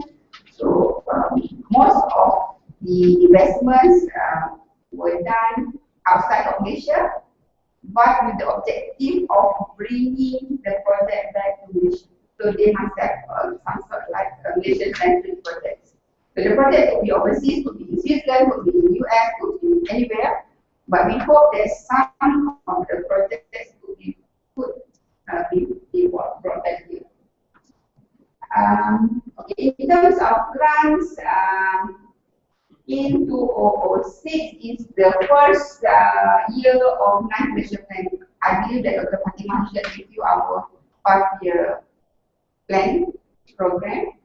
And in 2006, during the first year of non-Malaysia plan, the government decided that okay, they don't want to continue with technology acquisition for women. So technology acquisition fund for women has been merged with technology acquisition fund, and therefore you can see there we have TF1 and TF2 because they don't want to show the differences created by the government between the men and the women.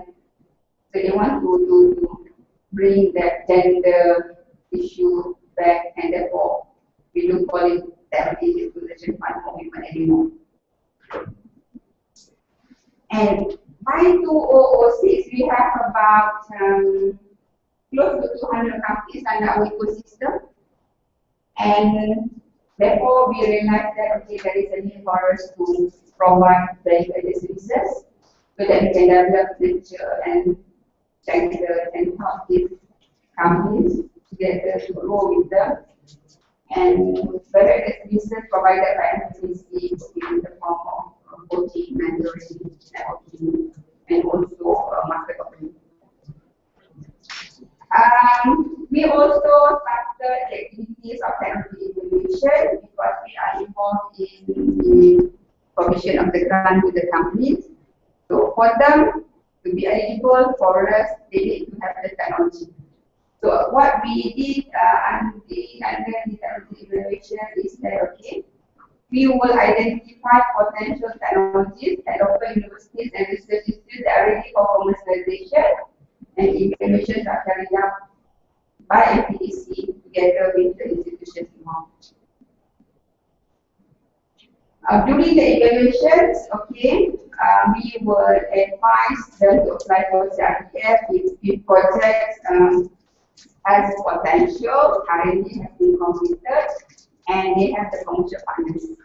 Because our grant is for companies, not for universities. Even though they might have good technology, okay, the technology is ready, but if there is no company who is willing to take the technology and bring it up to the market, they cannot come to us and apply for the grant. So technology or commercial partner here is key. So they need to identify the company that only can the company come to us and apply for the grant.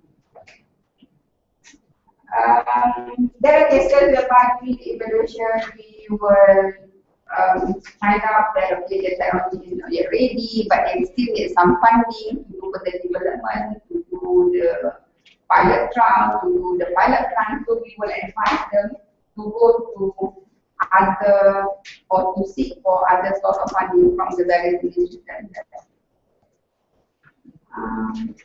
We also provide advice and recommendations to the technology licensing office in terms of IP management, technology transfer strategies, and etc. This is how our ecosystem looks like. We now have technology evaluation, grant, staff has been merged with staff for women. Okay, in 2007, as I mentioned earlier, first technology commercialization was conducted. Okay, what is the objective of the workshop? Okay, the objective of the workshop was to help increase understanding of technology transfer and all licensee practitioners, researchers, as well as entrepreneurs on the relevant processes of commercialization. So commercialization is a complex process. I don't know in your country. In Malaysia, it is a very complex process. Topics include in the commercialization workshop, market validation, business models, the transport licensing agreements, IP management, and liquidity skills. And I don't think your module covered all this, because to go through all this, you need to have another complete 1 week module, 1 week workshop, then only you can cover all this. Okay, scorecard, we had a total of 100 participants from 33 universities, research institutions, and agencies have been trained by MTDC under these programs. And this is how our ecosystem is like. In 2008, okay, as I mentioned to you, okay, for you to come to us and apply for the grant, you need companies to apply. University cannot apply. The company has to come to us and present their case and apply for the grant. And one of the challenges that we face of our university and our institute is that, okay, they have a lot of technologies, they have good technologies, already has been completed, but they have no funding. SMEs or private classes are not come forward to work together with the university and help them to commercialize. And therefore, MTCP together with Commercialisation of Malaysia created this devices program whereby, okay, we work for graduates. Okay? We will publish in the newspaper, we will advertise them, and get the graduates to come to us. We train them with the technology commercialization workshop, we partner, and then together with the technology evaluation that we do together with the university, we match them. So from the technology evaluation, we will have the technology R&D for commercialization. From the program, we will have the entrepreneurs that who is ready and agreeable, who is eager to become technopreneur. So for example, at first stage, during the advertisement, we might interview 100 graduates. Okay? When we do further selection, okay, maybe we only select 40 for them to undergo the 1 week commercialization program, or sometimes longer. And now I think they have a 6-month program. 6-month program. At the end of the day, we will select 10 best graduates or 10 best entrepreneurs to commercialize 10 best technologies, and we will fund them with any of the funds that is available. It would be CRDF, it would be fund managed by MUSTI, but the objective is to promote the commercialization of local research and to provide an opportunity for graduates to become entrepreneurs. Okay, I don't want to share this with you because I believe that one of our officers, or have they shared with you before? No, okay. But I think Cik Nasir would be giving a dedicated or special topics on these devices. Okay, this is how our ecosystem impact in our devices stream. And in 2010, okay, because of our track record, the government is happy with our performance. They are happy with the performance of our grant recipients. They further gave us 2 grants, Startup Fund and Growth Fund, which Cik Adam and Cik Imran will share with you on Friday, tomorrow. So, if you have any question on BSF and BDF, okay, keep it. That will talk to you tomorrow, and if you have anything that you want to comment. This time the period will be over how many years? BSF is for a period of supposedly for a period of 1 year. It's just for 1 year. Because of the low quality of application, we still have some money to be given. Because the challenges is, okay, the project must be good, the entrepreneur must be good. So if the technology is good, entrepreneur not good, no go. Entrepreneur good, technology not good, should be okay. What does that MTD in brackets? MTDC included to brackets and Malaysia plan. Oh, okay. Because 2010, as I mentioned to you, we have 5-year plan. So when the government planned the program, they have this 5-year program. Okay. So 2010, okay, 2010 falls under the last year of 9 Malaysia plan. So 9 Malaysia plan starts from 2006 until 2010. Okay, we are now under the 10th Malaysia plan. 10. 2011 until 2050 is 10.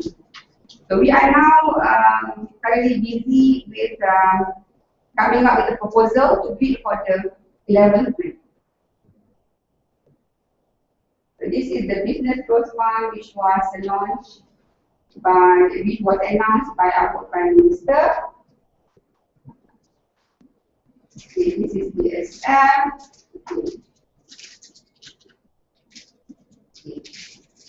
In 2011, okay, we have 2 more new programs under CYC, UTM and UTM, and therefore we have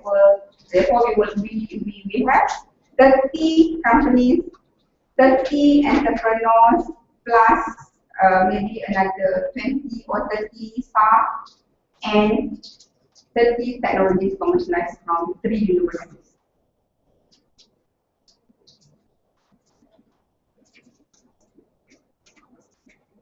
Okay. In 2012, market obligation fund was introduced under the budget of 2012 with the objective to identify the sector that products are commercializable and marketable before they offer to companies for commerciality. Because this is another challenges faced in commercializing local research. Okay, University might have done research, R&D has been completed, but who will ascertain that there is a market for their product? Who is their competitor? What is their risk? So this is the objective of the government establishing market validation fund. So a total of 358 selected technologies from USM, UM, UKM, UPM, UDM, etc. under market validation process over a duration of 2 years. Out of that number, 163 were identified as marketable.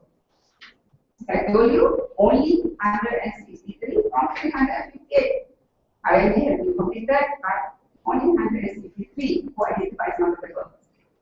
Of the 163, 44 are undergoing commercialization at various stages. And today and tomorrow, we are having a session in Putrajaya whereby we are doing the business matching for these technologies with the potential partners from the industries. So if you have time, because your hotel is in Putrajaya, maybe not today, tomorrow maybe you can drop by at Pullman Hotel and we have a session there. This is maybe session.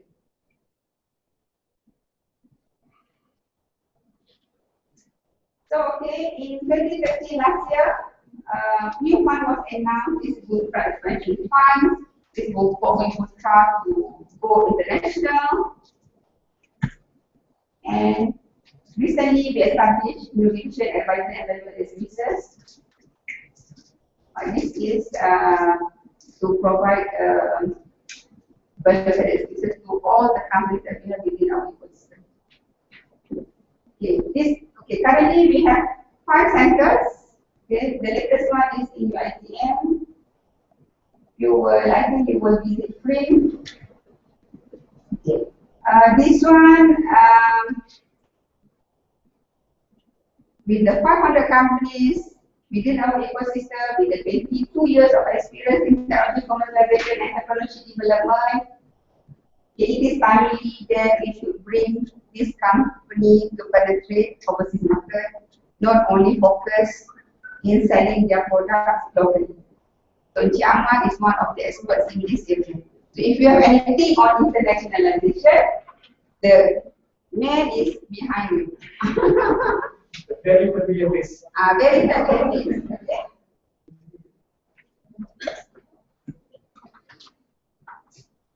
Okay. This is where we are currently. or maybe this needs to be updated. This our presence internationally. Who are they? Your students? No, this is where this is our partnership with the local partners, where we bring our companies to explore their market. Because we cannot just go there without having a partner in their respective markets. So you could be one of our potential partners. Okay, and that's the reason why Jin Ahmad is here, Puan Zaharia is here, and you will meet more of MTDC officers tonight, together with the companies. Don't please take advantage of this opportunity. Try to grab one of them before you go back and establish partnership, and we will help you. But grab them and leave them behind. Okay. That person will do everything. Just grab their business card, their contact, go back and still have their contact. These are our CSR programs, of course, evolved by evolving in technology. Okay, our CSR should be different from others. Okay, whenever we have our CSR programs, the technology element is always there. This is our CSR program with the kids, with the school kids, with the orphanages. This is the success story. Okay, say for example, this company, Malaysia Prospective MPA. Okay, MPA is our recipient of CRDF Commercialization of R&D Fund. The company is commercializing. Initially, the company is commercializing the technology from the research institutions as well as the universities. But now it can independently grow the business. They will have a project worth more than 1 billion in Sarawak. That will be the first Southeast Asia integrated phosphate complex with an annual production capacity of approximately 500,000 tons of phosphate. Not only that, but we will also develop a cluster within this complex, so that more companies can go to Samalaju and do business with MPA.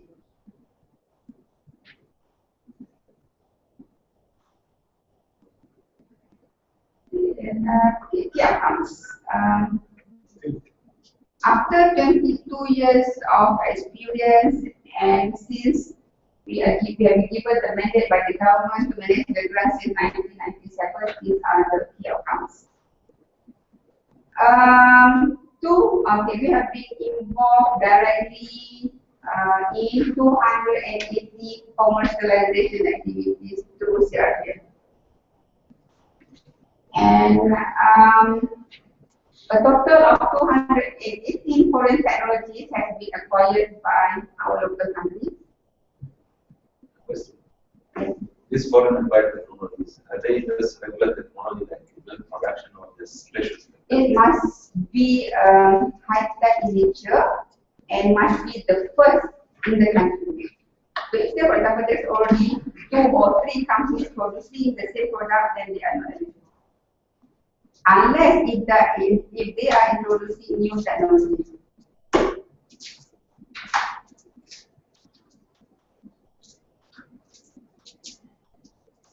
Okay, 298 companies reside in our centers and has received the necessary assistance and support services from us. Several of our investee companies are listed on the stock exchange. 180 graduates were trained on entrepreneurship through this Investors program. And we have now 59 spin-off companies established by MTCP through the Investors program. Okay, 35 organizations have been trained by us through the commercialization workshop, which involved 400 personnel. Okay. Another key outcome is that the combined total sales generated by our grant recipients, CRF and TEF, for 9 and 10 special plan only, they amount to RM 1.824 billion. And jobs created by these companies are 5,250. Jobs like that, a normal job, but knowledge workers. And number of active files by the recipients is 510. This is the symbiosis scorecard. I want to go into details. Okay, lesson learned. Commercialization cannot be done by holding companies or investment alone, because as I mentioned to you, it is a complex process, and you need to have the complete ecosystem to support the commercialization to make it successful. Funding needs to be based on stages. That's the why we have CRDF, we have BSF, we have UCF. You cannot provide funding one go, okay, I give you 2 million, that's it, you commercialize. So you need to study, okay, what is needed at that stage, at the very stage that the company grows. And we need to provide them with integrated services to increase their success rate. Okay. Conclusion, the MTC provides a complete range of funding to support the growth of technology companies in Malaysia.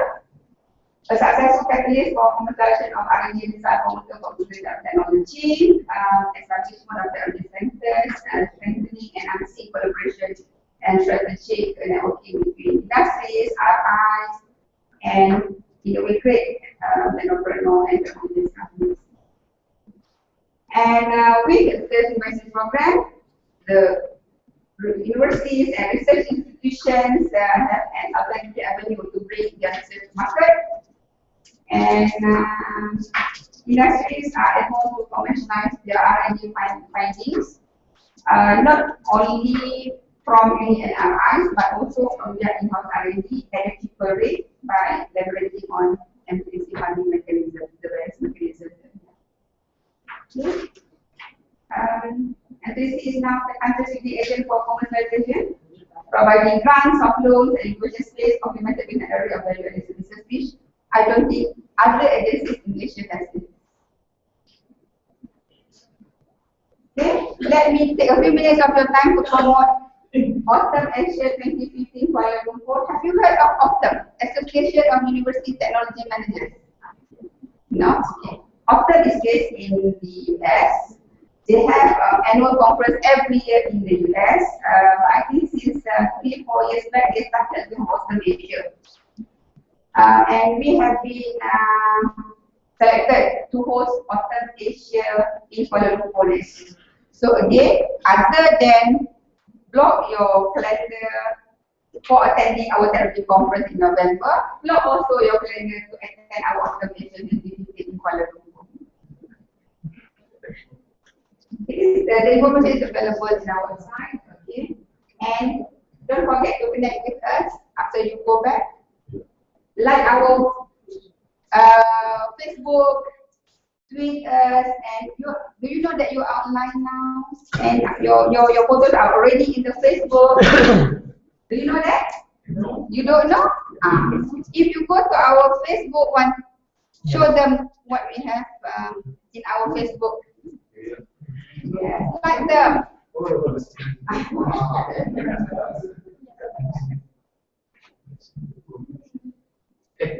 I think that's it. Thank you very much.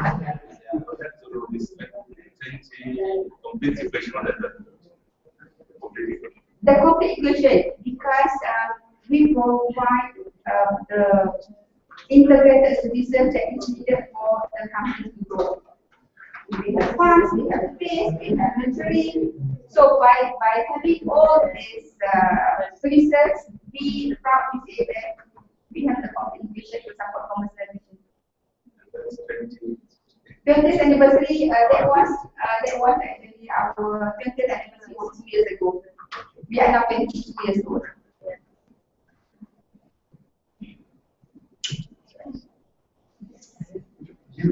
During your presentation, you didn't get that government gave 1 billion for commercialization as a loan. Yes. How do you increase the loan after 10 years of investment in the country. But when the government gives us 1 billion, we don't invest all 10 billion one shot. Maybe the first year we can invest 20 billion. So we will pay as and when the due date for the maturity of the loan. So, in other words, that's active engagement. So, the government financial institutionalization.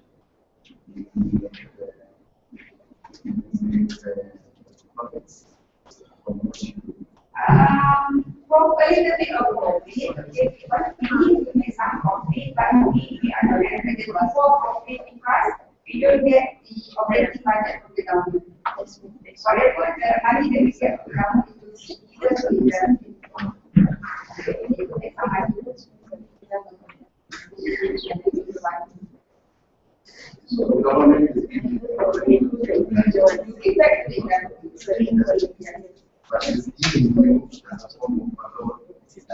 That one is only for the venture capital activities. We have other than venture capital activities, funds, when people go into 100 for venture capital activities, we find we invest in the country.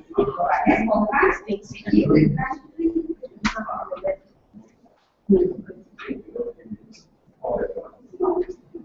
They have to go through all the necessary procedures of that. They have to prepare the business plan, okay,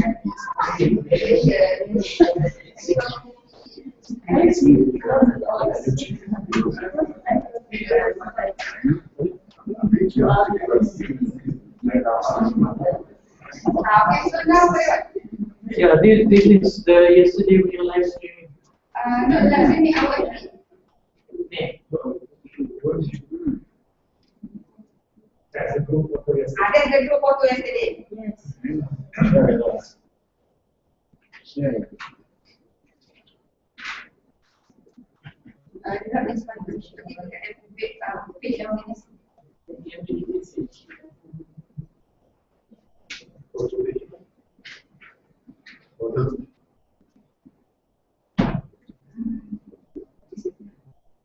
Okay, this is the event that I mentioned to you this morning in Pullman.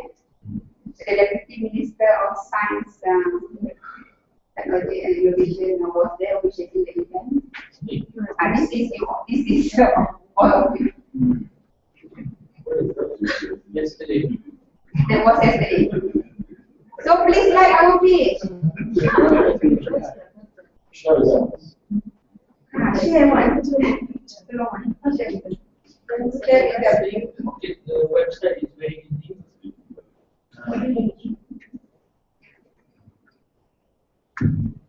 This is all the address that you need. Aku na matatahan. Okay, thank you very much.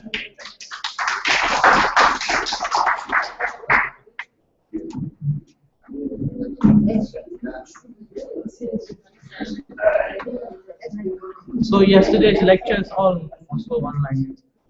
So now for the fun part. Going to the strategy. Yeah.